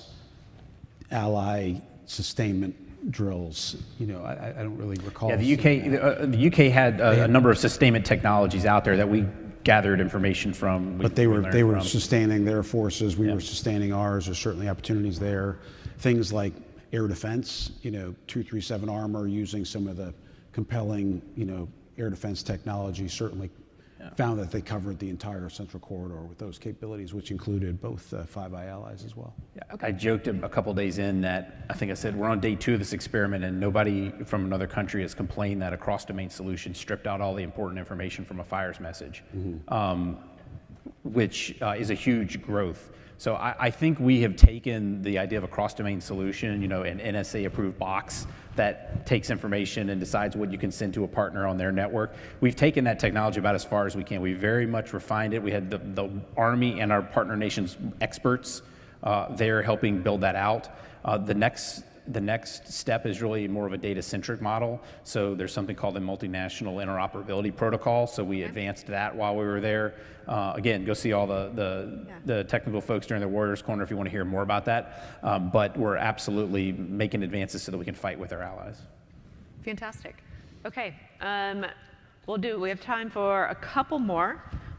This one's a little bit challenging question, but I heard the answer woven throughout the day, so I'm excited to hear the answer. Experimentation begins with identifying capability gaps and requirements. Requirements demand resources. There's an obvious discontinuity between requirements and resources. How is FCC handling the acceleration of acquisition? Yeah, so I think we've got to invest in lethality. We've got to invest in warfighting. So, one thing, you talked about capability gaps, for the students of how the Army runs, the CBA and TBA, the capability-based assessment, threat-based assessment, used to be like a 3-year process. We've now spin that in 9 months because we know we've got to move faster to be able to do that. When you get an assessment that's 3 years old in today's day and age, it's already outdated in terms of what we're doing. So being at Eustis, linking our requirements, enterprise with our concept writers, with our experimentation, so they all feed each other, will naturally assist with making sure we're focusing on the right things. And you mentioned that you updated 45. 45, yeah. 45 right after. 35 documents. What I was going to say in addition to that is last year, Capstone 4, 3 or 4 of the technologies that we identified were such high potential and ready for prime time, if you will, that they're going to be in our Transformation and Contact 2.0, the second iteration. This year, we've identified 45 technologies that, of course, it's subject to funding and decisions, are at the level of maturity and usefulness to a Transformation and Contact unit that they could transfer over, and this next iteration is going to be more than just a brigade, which is what it's really been centered around. It'll include multi-domain task forces, brigade division headquarters, et cetera. And it was good. It was good. 11AD was not a TIC unit, so just having them as a transforming contact unit, just having them at the NTC, getting to actually see the compelling technology out there, it's great for We're making that brigade go. The Army is sending that brigade back to NTC in October, and they will not have next generation command and control systems. They will have the kind of legacy, not even TIC capabilities, and so we're actually going to follow them very closely and learn. What they did with is amazing. What they did with just about a week of training for the most part, and then 4 days of experimentation. Now they got to kind of go backwards, but. Oh, that'll be interesting. Maybe you can serve up the weather again. Some sleet, some snow, some rain. Okay, last question here. When and where will we address the mass attack IA-enabled Group 3 one-way attack UAS against Division Corps LSCO emplacement maneuver forces? Did anyone understand that? I think we got it. I think I got it. So it goes back to my offensive and defensive munition capability, affordable munitions that can address both. So, Bill Parker, Rory Crooks, the dynamic duo, and Al Redford between the fires he did, the long-range precision fires, CFT, and the air missile defense, CFT, they're absolutely looking at exactly those kinds of things. I think 2 of the 3 of them are on Warriors Corner. And in Project Convergence Scenario B, out in the Pacific, it will not just be about which capabilities work, but how do you coordinate across all the people that can sense and shoot to make sure, for example, everybody's not shooting at the first thing coming at you, and we're wasting munitions and magazine depth when there's a whole bunch more behind that. Joint, combined, cross-service sensor netting, the ability to do that. Perfect. Brilliant. Well, everyone, first, give them a huge round of applause. Great job.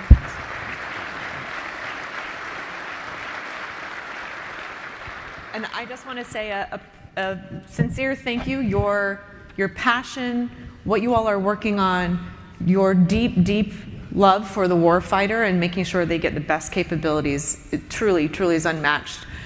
You've teed up the day beautifully. Continuous transformation. We're driving readiness, lethality. We're doing that together. We're looking at data, NGC2. Pay attention, everyone. It's going to be a fantastic conference. Brilliant start to the day. Thank you, gentlemen. Thanks, man. Thank you. Thanks.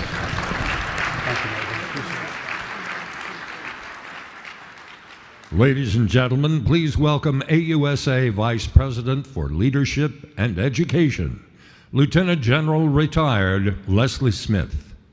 Whoa, what a great fireside chat. Let's give him another round of applause.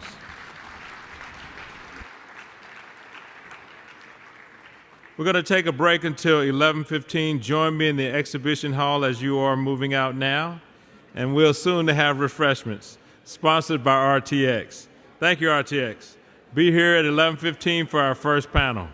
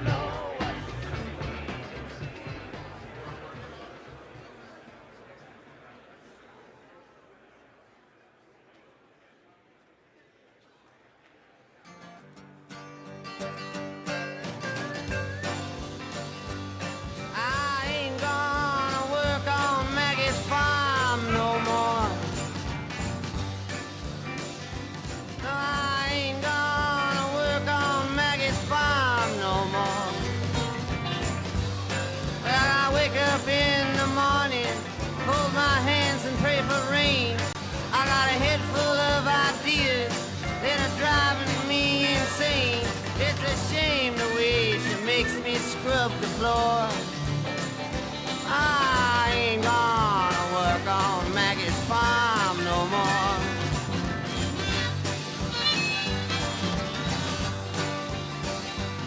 I ain't gonna work for Maggie's brother no more. I ain't gonna work for Maggie's brother no more. Well, he hands you a nickel, he hands you a dime, he asks you with a grin if you're having a good time, then he finds you every time you slam the door. I ain't gonna work for Maggie's brother no more.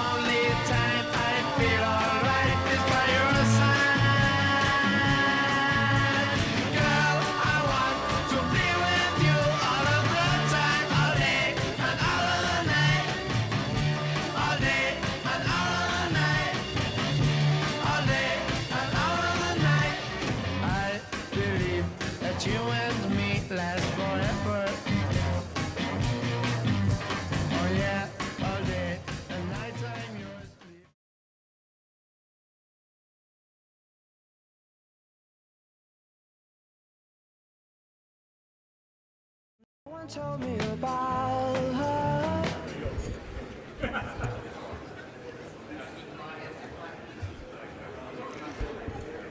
Welcome back, everyone, as you take your seats. Just so everybody knows, we are streaming these panels and topics and the discussions on Divots and on our website. So if, just in case you get a chance, you miss some of these great conversations, you get a chance to see it later. Wow, we got a great first panel topic, which is transformation and contact. The future starts today. To moderate this discussion, we have my big brother, Lieutenant General Guy Swan, U.S. Army retired, and AUSA Senior Fellow and President of Swan and Associates. Let's give him a round of applause.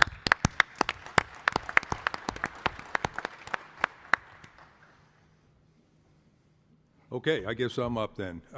Welcome back, everybody. Thanks for coming back. Sometimes we're a little cautious about what kind of audience we're going to have after a break, but appreciate you being here. That demonstrates your interest in what the Army's doing in this concept called transformation and contact that we're going to be talking about today. Before I get into the discussion with our teammates here, I wanted to mention a couple of things. First of all, if you have not seen it, I want to draw your attention to an article by General Brown, President and CEO of AUSA, that was published yesterday in Breaking Defense. And if you have not seen that, the article is "The U.S. Army at 250. It is still the linchpin of the joint force." The article is very timely. As you all know, a lot of discussion about future global strategy for our defense establishment. What role is the Army going to play in that? So this conference, as a matter of fact, and General Brown's article are very timely as those discussions go on inside the administration and elsewhere. So Breaking Defense, published yesterday, great article. I highly recommend that to you. We're gonna have a good conversation on TIC, transformation in contact, with this august group. But you need to be part of this too. Alex will be going around with question cards, just like we did earlier for the Fireside Chat and at other AUSA events, so that we can get your questions. That's very important as we all try to understand better and support what the Army's doing in its modernization effort. Let me just start out by saying the Army is the most flexible and lethal ground combat force in the world today, and that goes without saying. But the world is changing rapidly, some would say almost daily. So to meet the host of emerging challenges, the Army must rely on continuous transformation. We heard a bit about that this morning from General Hodney and General Miller. Continuous transformation as the engine to manage change, identify mission-critical needs, and to stay ahead of our adversaries and enemies. The key to remaining dominant against evolving and emerging threats in an era of rapid change is to leverage what the Army Chief of Staff, General Randy George, has called transformation in contact. By putting critical equipment in the hands of our warfighters as quickly and as efficiently as possible, the Army intends to set conditions that will deliver the total force envisioned for the Army's warfighting concept in the period 2030 to 2040. According to the Chief, and I quote, "We have to be leaner in our formations.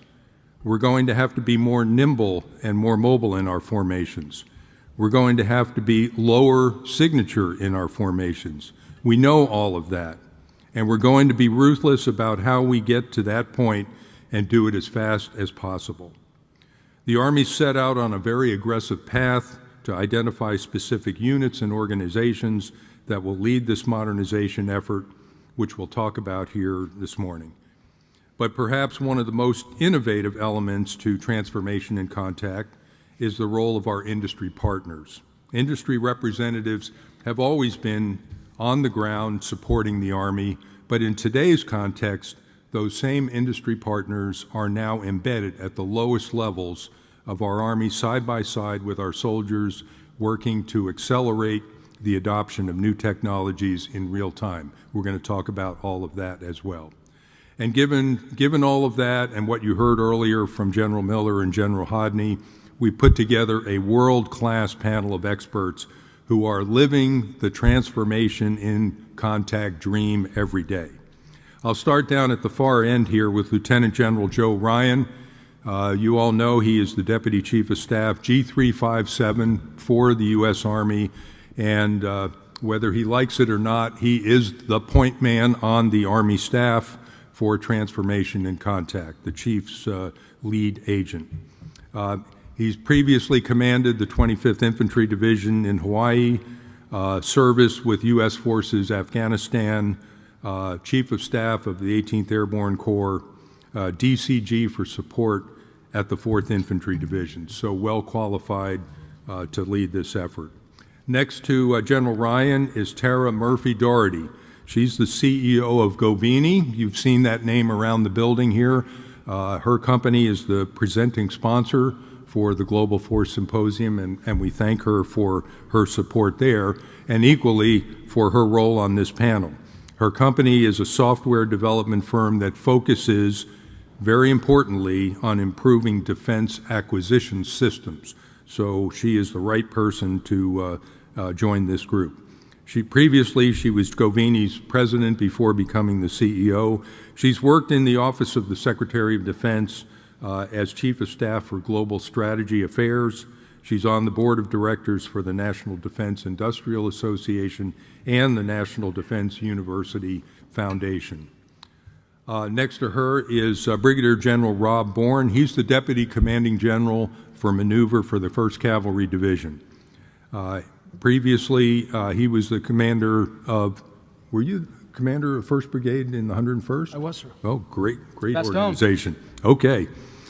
He was the deputy commander for support for the division prior to his current position.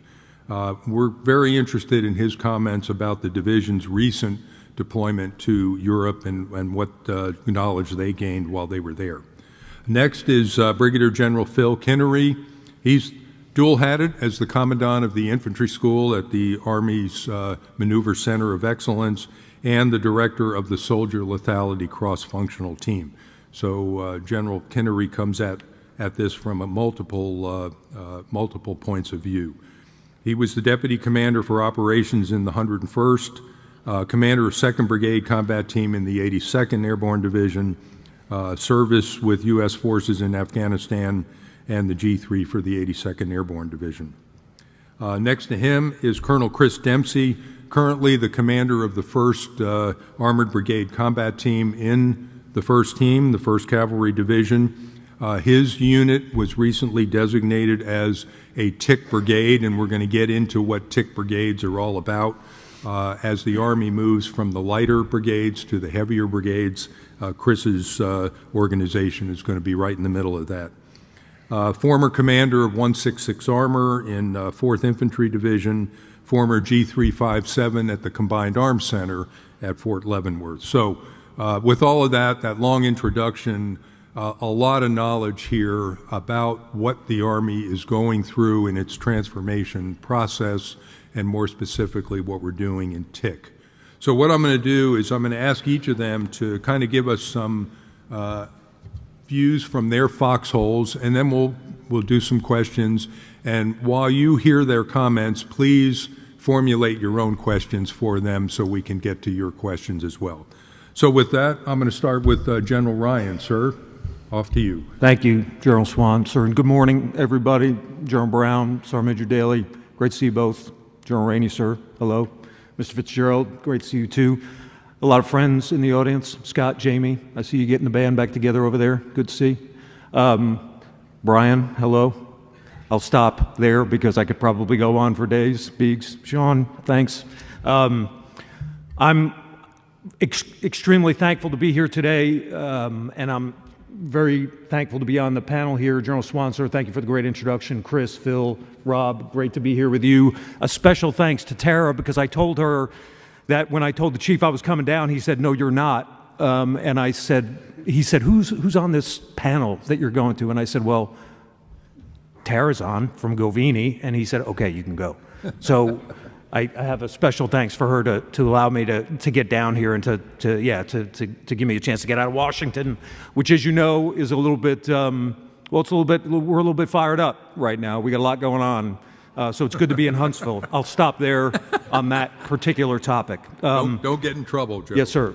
Let me give you all a word picture, because we're talking about transform and contact, and the active word in that statement is transform.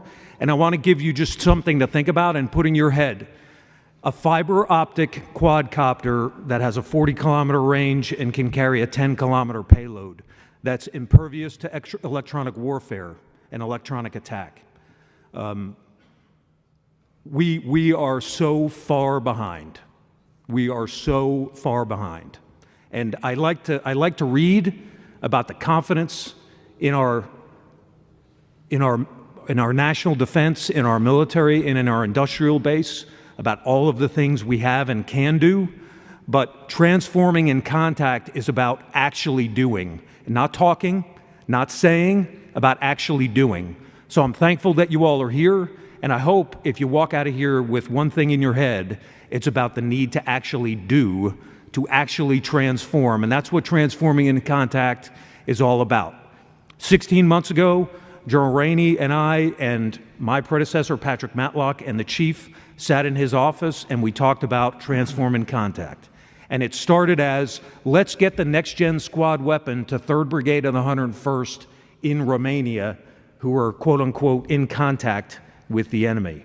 Okay, today, Those units that have been impacted by Transform and Contact: 4 corps, 9 divisions, over 20 brigades, all 3 of the MDTFs, the multi-domain task forces we have, soft units, and most importantly, Headquarters Department of the Army, because we're in the process of turning the ship around to do things differently. Process, material acquisition, organizational development, organizational change. Transform and Contact, 2 primary lines of effort. One is material and tech experimentation and innovation, very important. And as General Swan said in the green room before we came out, a lot of people think about Transform and Contact and they immediately go to the materiel. What do I think about? I think about the organization. I think about organizational change, and I think about the way we prototype specific organizations to use that technology to change the way we are fundamentally organized to fight. Transformation, defined. Change, in a thorough and comprehensive change in form, appearance, and character of a thing. That character word is important because General Swan talked about the changing character of warfare. We're not talking about in transformation a change in the nature of the thing.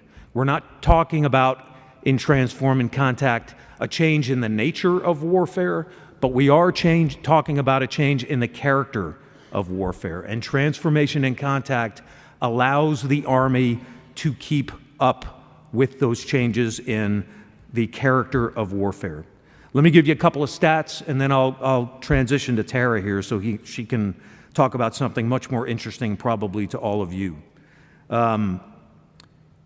In Transform and Contact 1.0, which Joe Ryan defined as those actions we took starting in fiscal year 24 to start to change the Army and make changes to 3 brigade combat teams: 2nd Brigade of the 101st, 2nd Brigade of the 25th, and then 3rd Brigade, 10th Mountain Division. In the year of execution, with a fixed budget, we didn't have a lot of flexibility, but what we did do was we reallocated fielding of specific items of equipment. Great appreciation for our acquisition professionals who helped us do that very rapidly. And then we spent a sum total, we were able to free up by the end of the year and spend a sum total of $15 million, which to all of you, knowing the size of the Army budget is not a lot of money. But we spent a sum total of $15 million to transform those 3 brigade combat teams, in addition to the reallocation of already fielded and fielding material. Since then, we've either allocated or we plan to allocate over $1 billion toward Transform and Contact, starting here in FY25 through FY27. We fielded in TIC 1.0, we fielded 360 unmanned aerial systems, about 800 mobility platforms.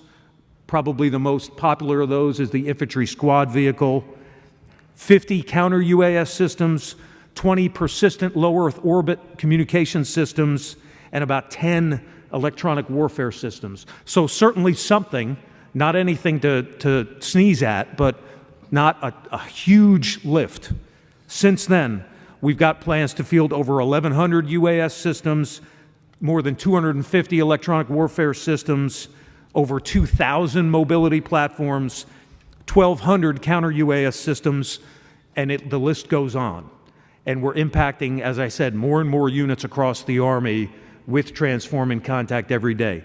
The last thing I'll say, because the Chief would not be happy if I didn't leave with this, none of this would be possible if we didn't have a great effort toward an agile funding strategy with our Congress and our appropriators. Without agility in funding, and that means combining budget line items to be able to react quickly to changes in technology, not buying a specific program or record, ladies and gentlemen, but being able to buy an item in a menu of systems, a menu of platforms, a menu of capabilities using the same funding that we've already got. No increase in top line for the Army, but simply making that funding more agile so that I can pick the best of breed and deliver it to the warfighter. Incredibly important, and probably if we can get it done in a budget someday that we might get, because we don't have one now, still operating in a CR, we might be able to realize an even more capable way to deliver combat capability to the warfighter in terms of tech. So I'll stop there. Look forward to your questions. Tara, over to you. Great, thanks. And thank you, General Swan, for the introduction. Thanks to AUSA for having Gavini here. Thank you, General Rainey, for hosting. And thanks to my panelists. You all are impressive, and I know I look like I fit right in this table. So as you heard in the introduction, Gavini is a defense software company, and we build software products for two processes that I believe have been largely ignored by the commercial tech sector: acquisition and logistics. And in the context of the article that was referenced earlier, I hope we'll be talking more about logistics today. But I thought what would be more helpful, rather than talk about Gavini or acquisition in the Army or logistics in the Army, maybe just step back initially and share a couple of thoughts just from a broader industry perspective. One is, I would say there has never been a better time to be an industry partner to the United States Army. That, I think, is probably the most contrarian thing I will say all week, certainly all day, because usually the conversation that we're having is about why it's so damn hard and why the relationship is broken, why we're not talking or communicating to each other effectively. But that is not the reality right now. And I believe it's largely due to the leadership of General George and General Rainey, who have, among other things, transformed the way that the Army thinks about industry partnerships. Number one, they have been very vocal that breadth and diversity of industry partners is critical. And I put it that way because one of the resounding messages has not been out with the old and in with the new. It's been both. We need a broad array of types of companies to build a broad array of types of military capabilities. And so this movement has been about broadening industry partnerships. And yes, bringing in companies with emerging technologically innovative capabilities that help the Army go faster, fight better, be more lethal, and contribute to the mission and the cause. But it does need to be both. They also have revolutionized, and this one I will give credit to Army Futures Command in particular, the way that the Army is thinking about requirements.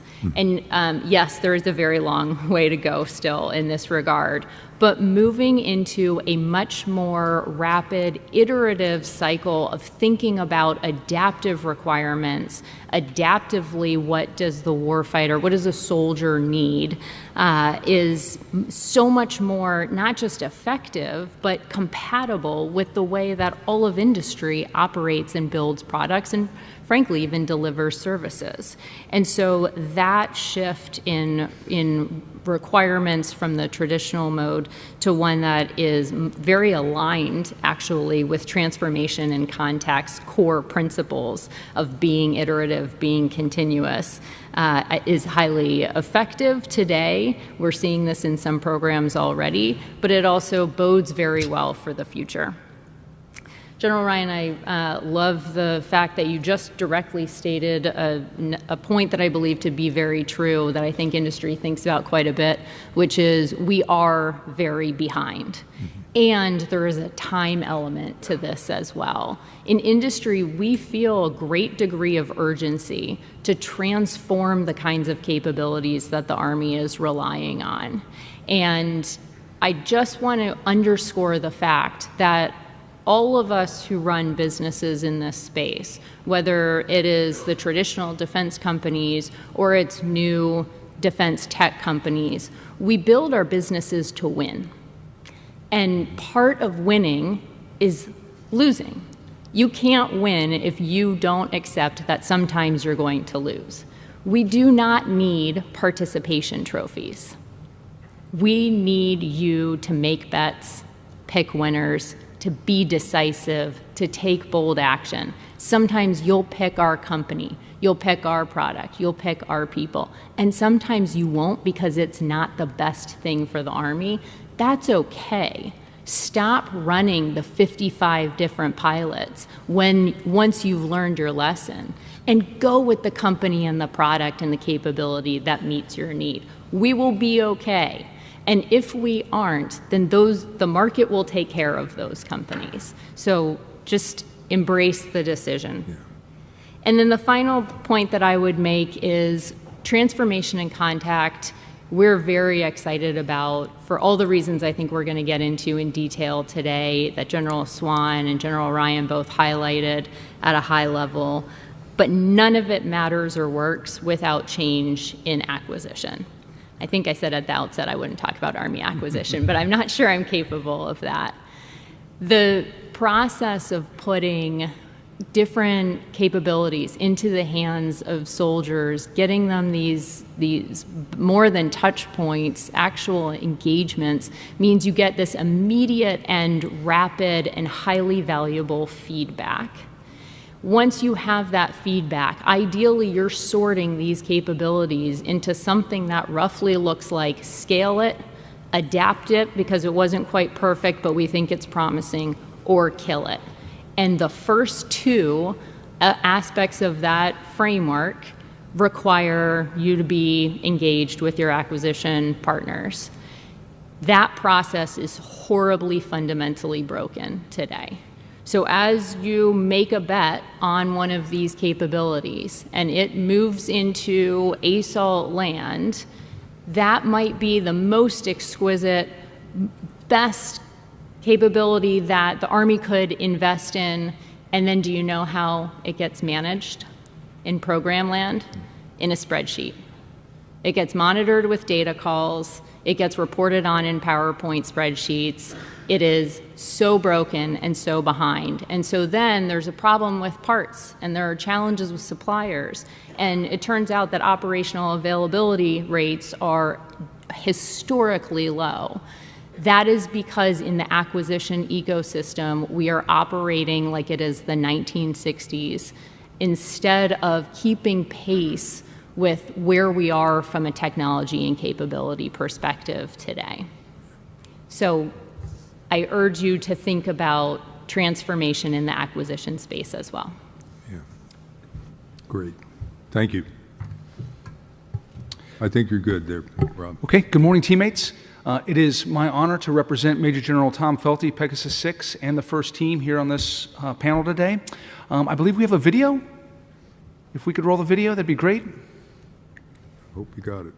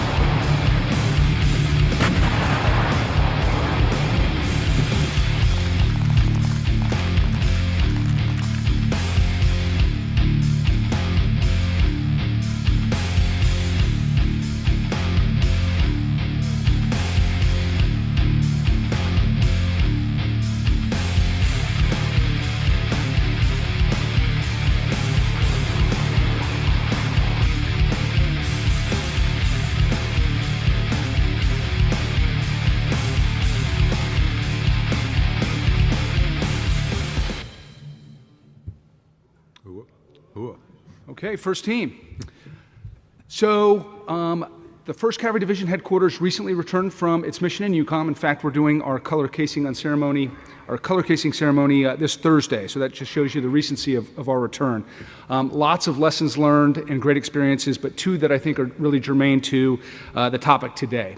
The first one is support to the Security Assistance Group Ukraine. And the tremendous insights and knowledge that we gained on the character of warfare in that conflict, as well as mission command of the 3rd Brigade, 10th Mountain Division, as they executed TIC while deployed to Yukon, culminating in a combined resolve rotation at JMRC, which really was the culmination of their TIC experience. And so, one of the things that General Felty really wanted me to reinforce is the criticality of the division headquarters in support of TIC 2.0, which we were referring to as Pegasus Charge. And so, Pegasus Charge is brigade-centric. Chris Dempsey is going to talk about, his preparation of 1st Brigade for that. We've gained tremendous insights from the brigades that have gone through it already. But the role of the division is absolutely important. And so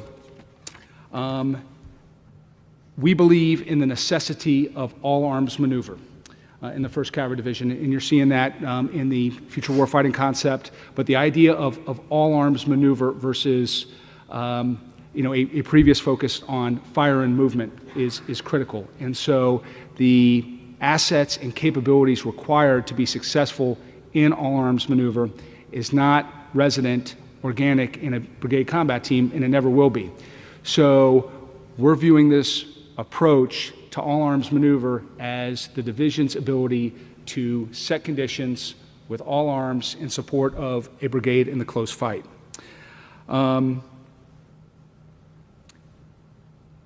Our approach to Pegasus Charge is not based on material, as General Ryan alluded to.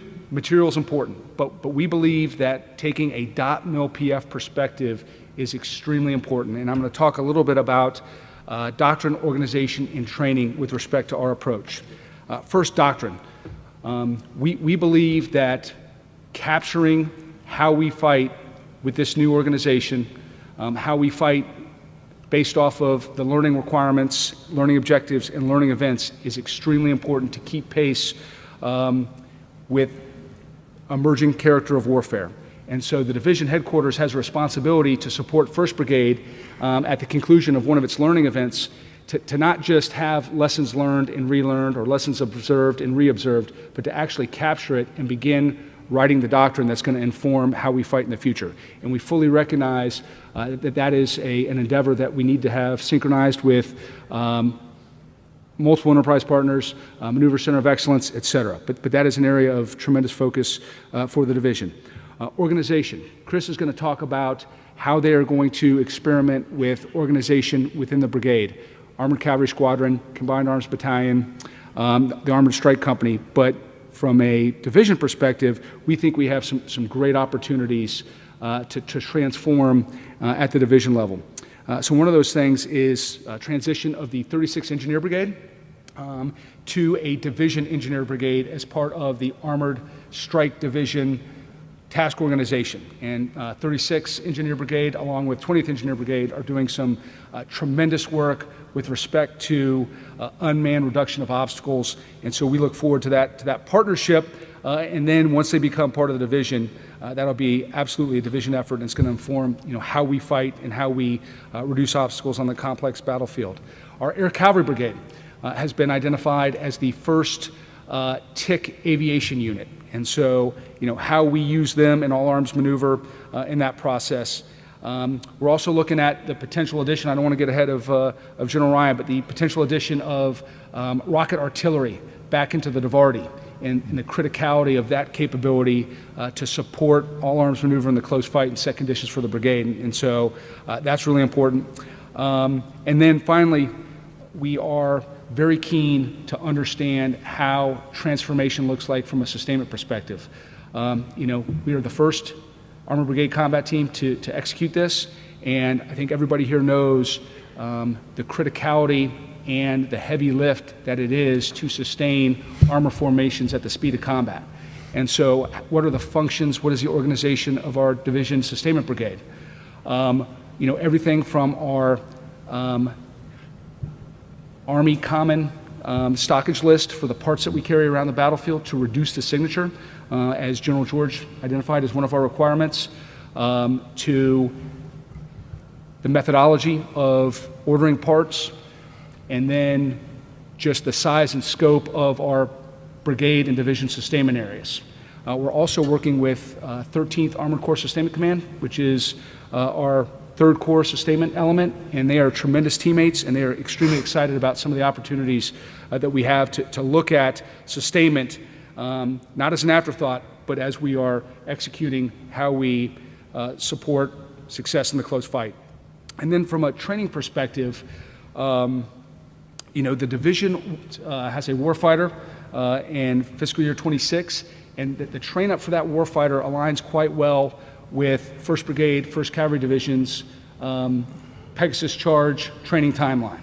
And so many of the critical events at the division level will be synchronized with the learning events executed by 1st Brigade, and so those are opportunities for us to exercise mission command and that we don't lose sight over the interoperability requirements that are going to be necessary, because if you have a brigade that transforms and they have kind of bespoke mission command capabilities, and they're extremely capable of communicating internally, but they can't communicate adjacent or to higher units, that is potentially a challenge. And so that we're going to make sure that we have opportunities to exercise mission command of a unit that is also transforming in contact.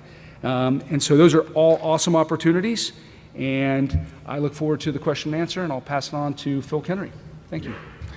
Good morning, everybody. I'm the Chief of Infantry, the Commandant of the U.S. Army Infantry Schoolhouse at Fort Benning. And it's really, well, I also wear a hat as the Soldier Lethality CFT under Army Futures Command. And what's really comforting is that three gentlemen in here, General Brown, General Rainey, and General Hodney, are sitting in the audience and have had my job. So it's always good to have people that are going to sit here and evaluate you. But as the Infantry Commandant, I get the opportunity to develop and lead training and develop doctrine on employing combat power. But as the director of the Soldier Lethality CFT, I develop structure and architecture to build that combat power. So today, I just really want to focus on the architecture. Last month, I introduced to industry the concept of squad as a system, the Army's new formation-based approach to equipping the infantry squad. So we recognize the squad is the most complex and variable weapon system on the battlefield. It's the only weapon system with hundreds of capabilities that were developed and procured individually with little to no thought how they would interact, and much less how they integrate. Squad as a system centers on the understanding that soldiers within that squad serve in different roles and capacities within the squad, but they have to work together as a system. It's a formation-based approach because we fight formations. Naturally, the traditional approach has always resulted in a lot of redundancies, and redundancy adds weight. Squad as a system will redefine how we equip the squads. It will force us to focus on lethality, agility, and integration. So reducing the soldier's load is not a new idea. It's not novel, and we've been talking about it for generations. When we talk about the soldier's load, inevitably somebody will tell me that they called it something different, and they had a great initiative that they sponsored and tried to push to unburden the soldier. I will tell you that it's an extremely hard problem to solve, but we as Army leaders would be derelict in our duty if we quit trying to solve it. So with this new approach to solving an old problem, we're asking industry to help us solve it. But we also need to help industry help us. And what we plan to do is establish a common architecture that they can build to. The transformation in contact tells us that an effective integration requires architecture that we can effectively communicate to industry so they and we no longer are producing things in a vacuum. Going forward, we'll focus on the common architecture to optimize the performance of the squad and not just the individual. We must reduce redundancy and increase combat power. We must reduce weight and increase combat power. We must reduce the cognitive load and increase combat power. And we must improve efficiency and increase combat power. So I'm here to champion the formation-based approach as we transform and modernize so we can build combat power. So our success hinges on this architecture. It's the architecture that allows us to transform today and transform in contact. The architecture establishes what we're calling building codes to our industry partners so they can deliver the plug-and-play technology and capabilities that our soldiers need. So I'll stop there because I also have a Warriors Corner that I'll give a shameless plug out for at 15:45. We're going to dig deeper into the squad as a system. So I enjoy and look forward to your questions. Thank you. Okay. All right, good morning, everybody, and thanks for having me here. I'm happy to be here. This is the first panel that I've done in a forum like this. I don't know who invited me. Maybe it was by accident, but I appreciate being here. And to the gentleman in the front, it's good to see you all again. I'm certain that I will take more from both this panel and this experience here than I give, but I'll do my best. So, just recent history of the 1st Brigade, 1st Cavalry Division. I took command in November of 22, so I've been at this for a little while, and I'll change out of command in June. But we have done just some kind of major training events. The National Training Center in the summer of 23, we did an Operation Remagen Ready, which is the largest wet gap crossing exercise at Fort Cavazos in the fall of 23. And then, as General Bourne just mentioned, my brigade was deployed to 8 different sites across 4 different countries in Europe over the past 9 months. I came off leave yesterday, so my wife is really happy that I'm here today. So I got back about 3 weeks ago. We found out that we were a TIC 2.0 brigade around August or September of last year, and so we're relatively new at this, and so I want to echo General Ryan's comments about being behind, and let me refine that from my foxhole, and that is ABCTs are way behind IBCTs and SBCTs. And that's nobody's fault, and I'll talk about, I think, a couple of reasons why that might be the case. But I look at this at industry and collaboration and organizational change and training change from an ABCT perspective, so I know that I'm biased in that. But I try to understand all sides of it. I also want to echo Tara's and General Ryan's comments about action. There is a lot of talk about TIC 2.0, 1.0, but I am interested in doing things about it, and I'm interested in experimenting and driving change to take something from my previous assignment at the Combined Arms Center. I think it might be helpful to frame my comments around a couple of questions that I've been asking myself, and maybe might be interesting to this audience. What does transformation and contact look like at the brigade level? So, for me, from my perspective, we don't have any new equipment yet. That's coming, but to General Bourne's point, we are looking at and are doing things in the organizational change, the training aspect, leader development, and preparing for the material to come.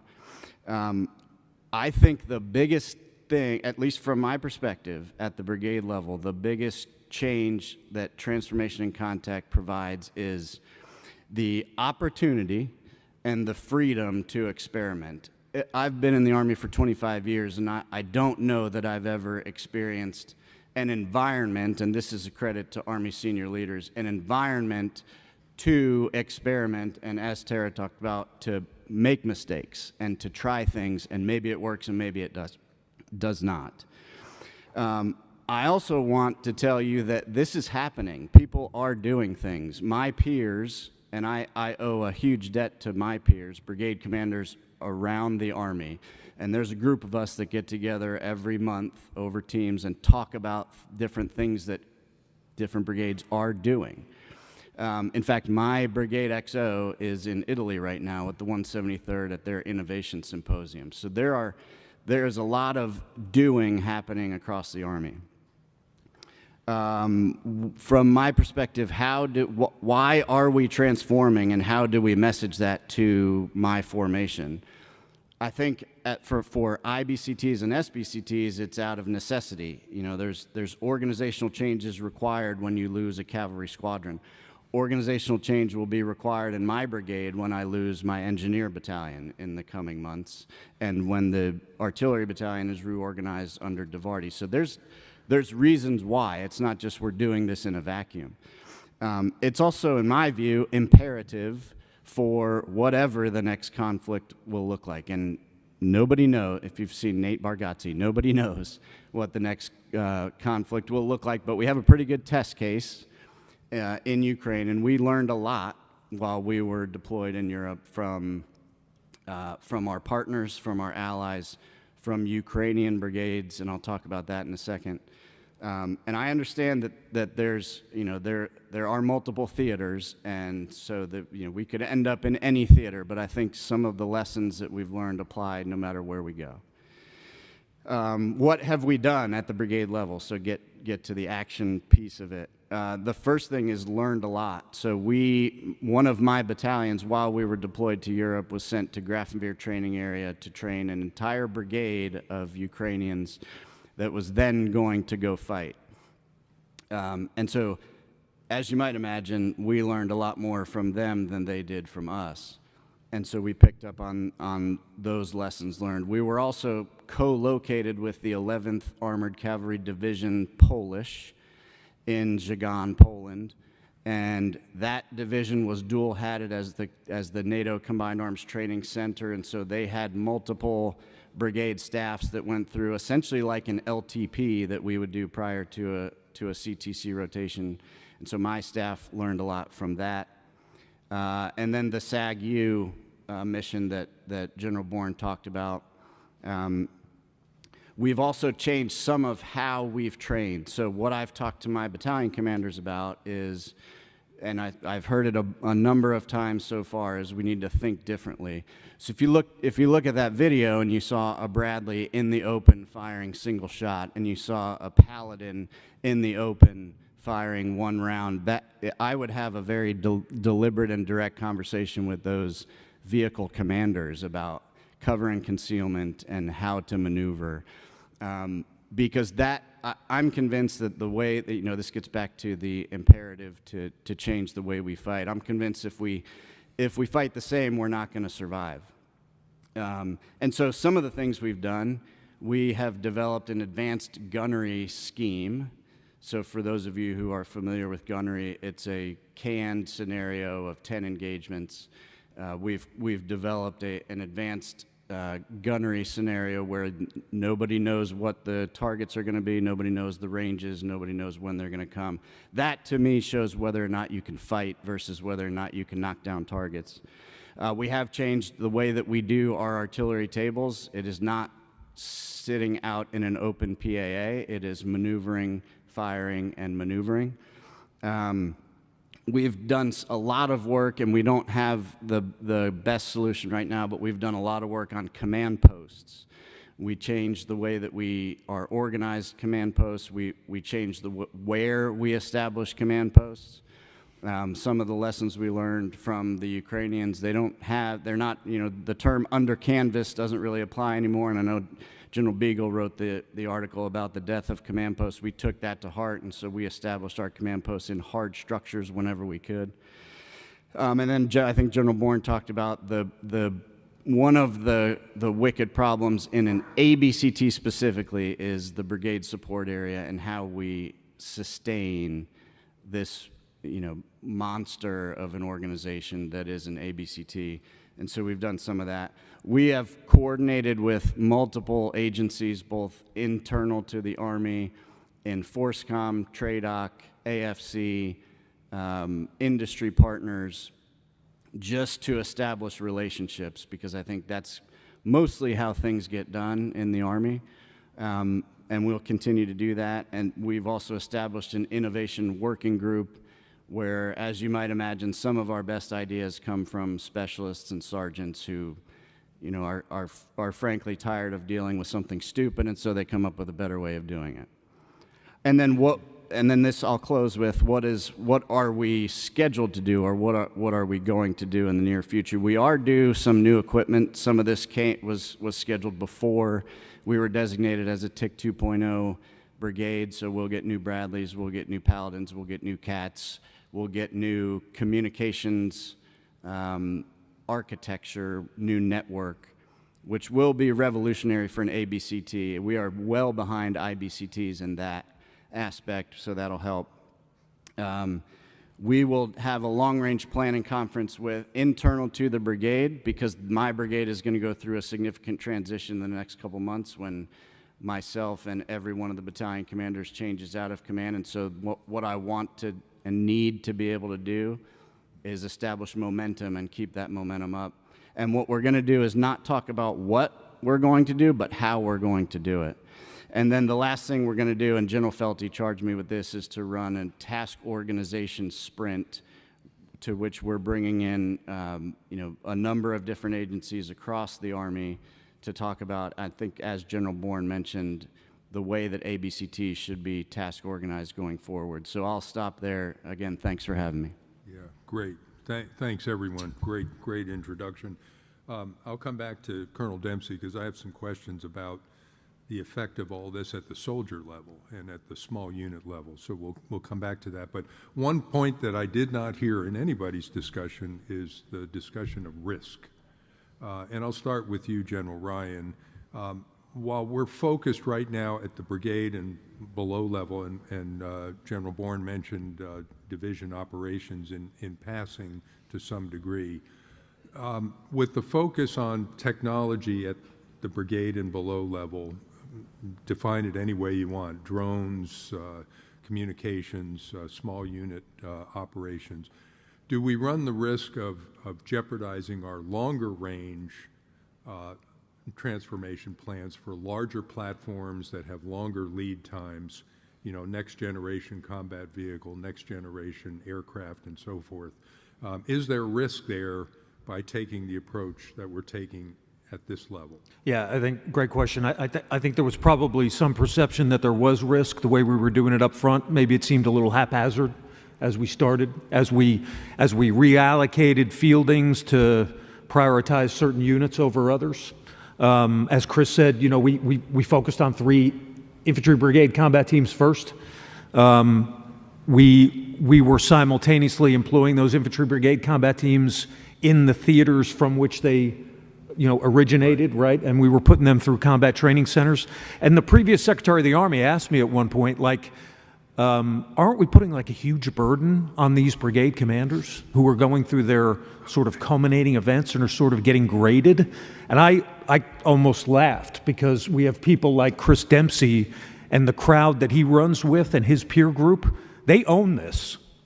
I'm not concerned one bit that we're taking risk at the tactical level. Yeah.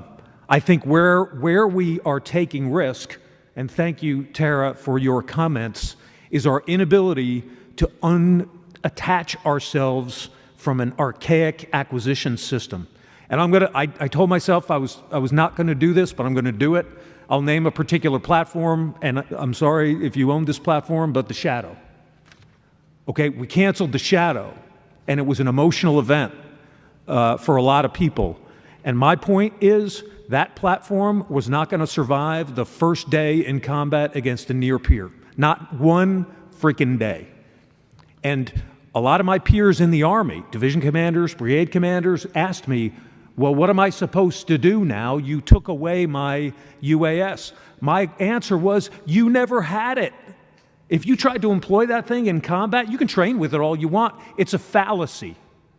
You weren't going to make it in combat with that particular platform, and there were a number of other platforms like that. So some of Transform and Contact, Guy, was born out of a realization that we are already taking immense risk by not doing this. Yeah. And I would offer that we have to get started, we have to move quickly, we have to energize the system, and in order to, in a counterintuitive way, in order to mitigate risk at an operational and strategic level, we do have to take some risk at the tactical level, and that's okay. When are we going to have to fight? Well, whenever we do, nobody knows, but whenever we do, I'm confident that guys like Chris Dempsey and Rob Bourne and folks in our brigades and divisions and below them will be able to fight and win. Yeah. It's our job to get them the equipment, as I said up front. And so what we've been able to do in the last 16 months is energize that system and start to come out of this malaise that we've been in, as Tara indicated, since the 60s and 70s of our acquisition system. We have more work to do. That's good. And for Ms. Murphy-Doherty, your comments earlier about the acquisition system, as a business leader, how do you look at risk? And when you're dealing with what the Army's doing and maybe the other services, how do you see risk in all of this? I think one of the biggest areas of risk is in the industrial base itself. So industry right now, if you think about the suppliers, not just those that I mentioned at the beginning that are right in front of your face, we want to prime our programs, but go down the chain. The industrial base is a huge source of risk for the Army, for the other services as well, because of course these suppliers that are making the components and parts that go into your weapon systems and platforms are the exact same suppliers making parts and components for the Navy's platforms and the Air Force's and everybody else's. So that, I think, is an important aspect that needs to be addressed. I also think that there is a buy down of risk that happens through transformation and contact because of the message that it sends to the industrial base. So while it might not directly bring American manufacturing back to the United States, it will catalyze companies that are thinking about, is this a business I want to be in or is it not? And to your great question about how do we think about it as business leaders, it's all about where am I differentiated? Do I have a differentiated product that will beat competitors and deliver value to my customer? At the end of the day, that is the goal. And you're willing to accept a lot of risk where you believe you're strongly differentiated. So if the Army is exercising this opportunity for industry to not just compete by submitting a proposal to an RFP, but by getting embedded with soldiers and getting feedback, well, that helps me refine the product. Now I better understand what the future doctrine and operational concepts may be, and so I can think about further ideas for innovation. All of this just catalyzes the industrial base, as I said, and that will directly help and I think reduce the risk. Any other thoughts on risk? Rob? Yes, sir. So one of the things that I've identified during this process is the tension that has emerged between innovation and governance and structure. And so Chris talked about the best ideas coming from the bottom up, and he's absolutely right. But we have to be cautious about innovation cells at the platoon level. And I want to commend Brigadier General Chad Chalfant, who's here, who's Thunderbolt 6 Armor Commandant, with his establishment of the SABO program, Standard Armor Basis of Training. And so, I've been in the 1st Cavalry Division for about 20 months, and, when I talk to battalion commanders and company battery troop commanders, they talk about sets and reps, focus on the fundamentals. What are those fundamentals? And so, and Phil's working on the squad as a system and making sure that we are balancing, the art of innovation with the science of doctrine and fundamentals and clearly identifying what those are. And there's always going to be tension between the two, but I have been encouraged by the leadership that I've seen and the cooperation across components to ensure that we are, encouraging the best ideas, but we still have structure that's going to be required, everything from interoperability to, how we fight as a combined and joint team. Yeah, huge. Phil, anything? Go ahead. Yeah, sure. I think, I talked about architecture, and, if the power of AFC right now and FCC and the CFTs, I'm partnered with, General Ellis with a Next Generation C2.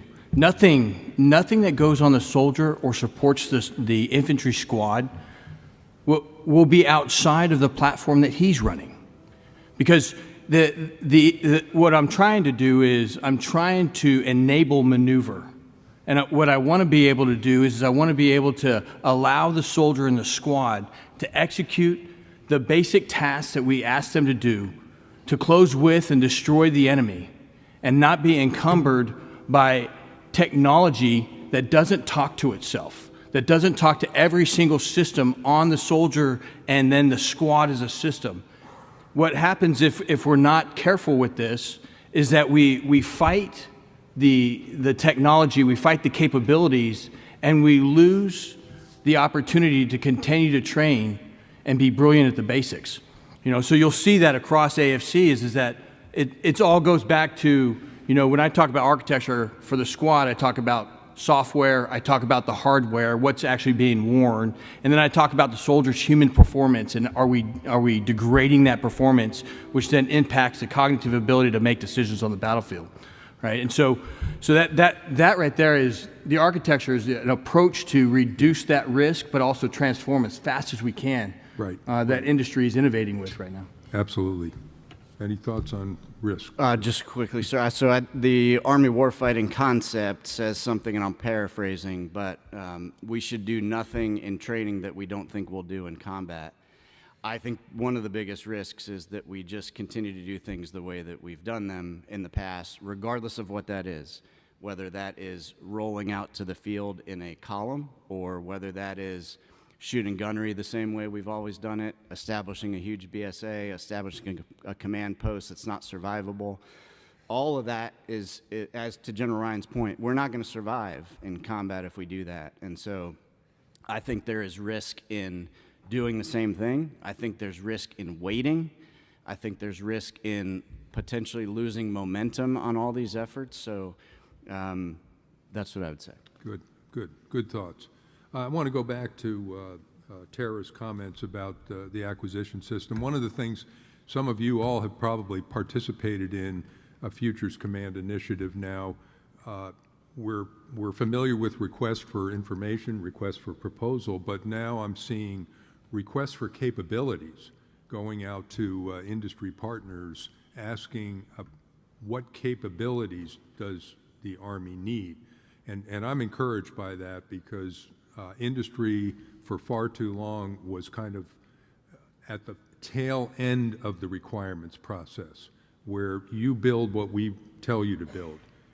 When in fact, Tara, there's a better way to do it. So I'm encouraged by that. And you've written about that in a recent article about shortening the supply chain to the kill chain. What are you encouraged? You mentioned you're encouraged. What do you see in that area? I am encouraged, and I think Chris and Phil's comments both touch on exactly the reason why this approach is so powerful. So putting out to industry something like a characteristics of needs document allows industry to bring ideas, and so maybe you will get things you haven't thought of already, rather than tell industry exactly what you need and exactly what you want the thing to do. Tell them what the problem is that you're solving for. And that's where you really leverage the innovation that exists in America, which is, of course, our superpower, that and the fact that we have the world's best army. This is particularly applicable as you teed up in this concept that we have of converging the kill chain and the supply chain.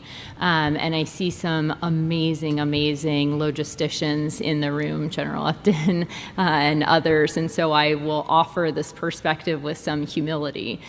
It was really the industrialization of war that created the modern system of logistics that we have today, to include the big civilian bureaucracy around that function. And throughout generations, I was going to say decades, but it's been even longer, there has been a separation between what we think of as the kill chain and the kinetic activities that support the warfight, and then this other function that is logistics and, if you continue to extrapolate, also acquisition. But if you just focus on logistics for a second, what is brilliant about next generation command and control is it says no more. They all have to be interoperable. We have to think about logistics on the battlefield in a modern way, in a way where the systems aren't separated, where the network underpins it all. And the interoperability and data sharing is there, so you get one cohesive picture. That is absolutely correct. This is coming to life. We saw it come to life at Project Convergence, Capstone 5. And I would offer one more point, which is you can't stop at the depots or DLA stock or what you have on hand in the organic industrial base or even what you've got in the program offices, quote unquote, back at home. You have to include in this concept of sensor to shooter to sustainer also the industrial base. And that's the point about connecting the kill chain and supply chain fundamentally is as we are rapidly expending capabilities in ammunition and munitions and the demand increases, we dynamically need to be monitoring and predicting that demand, not just so that the logisticians and the sustainment community can support it, but so that it can be communicated to the industrial base. That supply side picture is available today, but needs to be brought into the system. Great, great. I wanted to, we're getting down to about 10 minutes here. I wanted to ask a couple of other questions for General Ryan. Most of TIC so far has been Europe-centric, some activity in the Pacific. How is TIC 2.0 going to differentiate, and what are we seeing in demands for those theaters? Of course, the Pacific region is going to garner a lot more attention in the coming weeks and months. How are we adjusting to that? Yeah, we haven't by design oriented on one theater over another, but we've certainly taken advantage of units that are employing and training and working and in contact in those theaters of operation, and principally in the Indo-Pacific and in Europe. And I can't leave out maybe the number one priority theater today, and that's the homeland.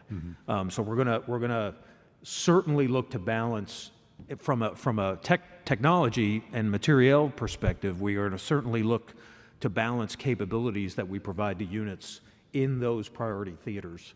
And I mentioned the interim NDS earlier today. It is the interim NDS was published 2 weeks ago.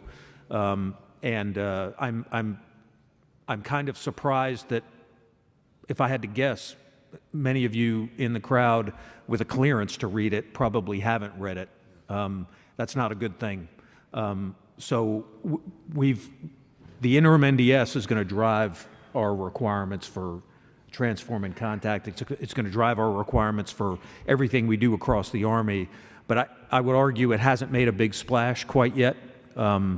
And it needs to, because it's an important document. And that's the basis on which we're going to go forward from here and nest our transform and contact efforts in the interim NDS. Yeah, I think that geographic approach to that NDS that's coming out, read General Brown's article, please, because that's going to be important. We're getting down to time here, but I wanted to get to another point that we did not address, and ask each of you to kind of address it as part of our closing. And that is, in this process, TIC 1.0, 2.0, rapid integration of technology, soldier touch points, what changes need to be made in leader development in this process? Some leaders are resistant or uncomfortable with change, others are anxious for change. Do we need to train leaders differently, and if so, how should we do that? Maybe I'll start with the guys that are kind of at where the rubber meets the road. General Kinnery, you do a lot of leader development. Yes, sir. So under my hat as the infantry commandant, I own all of the OSIT 11 series, both our 11 Bravo and our 11 Charlie soldiers as they come into the force, as well as I run the program of instruction for all of the initial military training for our infantry lieutenants. I have a hand in what we do with our captain's career course at the maneuver level, mainly focused at infantry and armor officers. What I'm seeing right now is there is no better time than right now to change, to transform. The culture of our young officers, they're very much open to it, as well as our younger soldiers. Good. What we have to do is we have to change, and what General Brito is driving is a transformation within TRADOC as well, to keep up with transformation and contact, is push the envelope. Right now, we're still behind the power curve a little bit in delivering some of the technology to the schoolhouses in order to train on them. I don't have as many, quadcopters, or we're getting them out to the force to test within the transforming contact units, which is the right approach. And as those officers are coming back into TRADOC, they're sharing a lot of what we're doing. And then TRADOC also is involved in every single training exercise, all the way from JMRC in Germany to NTC, PC5. We were there under the TRADOC hat as well. So you're starting to see the programs of instructions meld, and we're starting to force our young leaders to think differently about how to employ the technology that we have that's out there right now. That's being fielded right now. We're trying to, how do we incorporate that in order to maneuver? So I'm not sure that we're having an issue. I actually think that the iron's hot with the mentality of our young leaders right now. Yeah, because younger troops are often fed this equipment or these technologies rather than being asked what they need, and that's kind of a different mindset. How are you talking to your leaders as you get ready for this?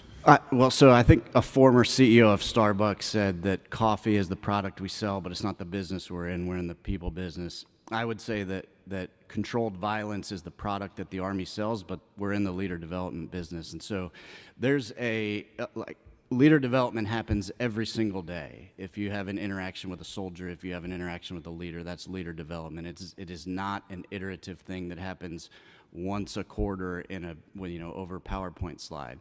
So that's the number one thing I tell them about, is that this is a constant, and it's really one of the biggest things that matters in this profession.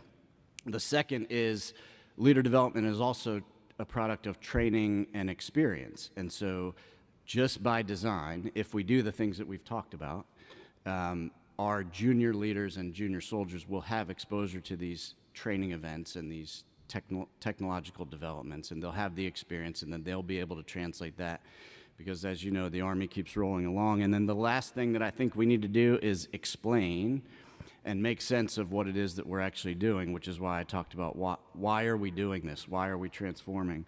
There's reason. It's not just that we're doing it. There are very specific reasons why we're doing it. But a lieutenant, and I was a lieutenant once and had no idea what I was doing. They still don't. But we need to explain to them what it is that we're doing and why we're doing it. I knew what I was doing as a lieutenant, but I want to say one thing. So Chris stole my thunder, because I was going to inject and say that.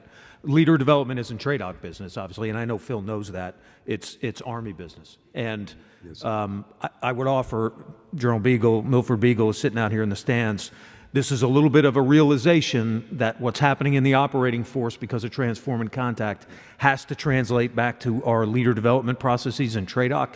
So it's a little bit of a reverse. It's not top down. TRADOC's going to tell us what we need to learn, and then we go out to the field and we use it. It's the field informing what TRADOC needs to teach. And the good news is we have leaders at the Combined Arms Center and across our Training and Doctrine Command footprint that are recognizing that, and they're taking from the operating force and applying what they're seeing out there to the schoolhouse. And it's a little bit of a reverse cycle there, but that's the way it's got to work, because we got to move quickly. Hey, Lieutenant, you're going to a tick brigade. What's that, sir? That you're going to have a bit of that going on in the Army for a while. We're down to the end here. I'm going to go down and start with General Ryan for just a couple of takeaways that you want the audience to leave with. Please, Joe. Well, first off, thanks for being here. Second, we've got to move quickly. Third, that word picture I asked you to put in your head, drone, unmanned system, fiber optic controlled, 40-kilometer range, 10-kilometer payload, that's a Russian system. And they're employing it with effect against Ukrainian forces right now in Kursk and elsewhere across the front. It's only a matter of time that the Chinese get the same technology because that's Chinese fiber optic cable. We don't have that. We're not even close to getting that. If we saw that today on the battlefield, we would not be able to defeat it. The Ukrainians are a living laboratory trying to show us how they might, but they haven't figured it out either yet, and that's real. And that should scare all of us and scare us into action. That should make us and motivate us to do more and to do it quickly. Great. I would say lean into what is happening right now. There is a lot that is working. There is an opportunity to put even more momentum behind these initiatives and the opening that you all have to make decisive changes and take bold action. There is so much capability that artificial intelligence, data, software can drive. It could upend every Army process that exists today. You don't have to start with every process, but pick the ones that are really broken and lean in because you have an opening. And industry is at your door saying we want to help. This is the Freedom's Forge moment, so take it. Thank you. I'd just like to thank everybody for your presence here today and just reinforce Pegasus Charge is absolutely at the forefront and at the center of everything that the 1st Cavalry Division is doing. And it's not just 1st Brigade. It's going to inform how we build readiness. It's going to inform how we develop leaders. It's going to inform how we fight as an armored strike division. And we're extremely excited for the opportunity. Thank you.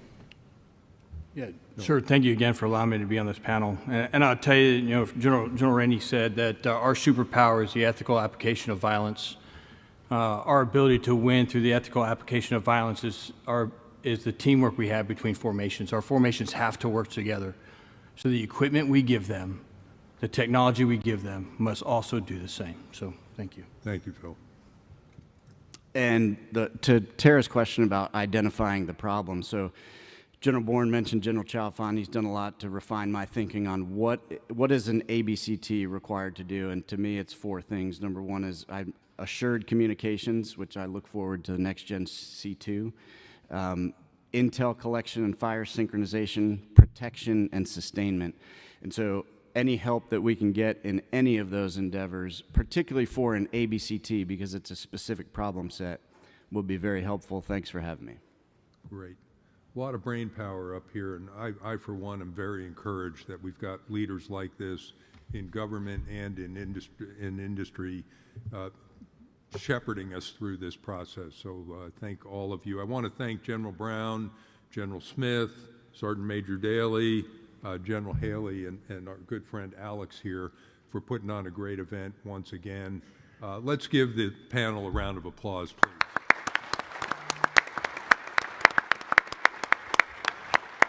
General Smith. Thank you, sir. We had a wonderful start to what is proving a great symposium. More to come. Now it's time for our networking break and lunch in the South and East Hall. Please be here back in your seats by 1400 or 2 p.m. as we start off the afternoon session with Panel 2, Agile Acquisition for Continuous Transformation. Thank you.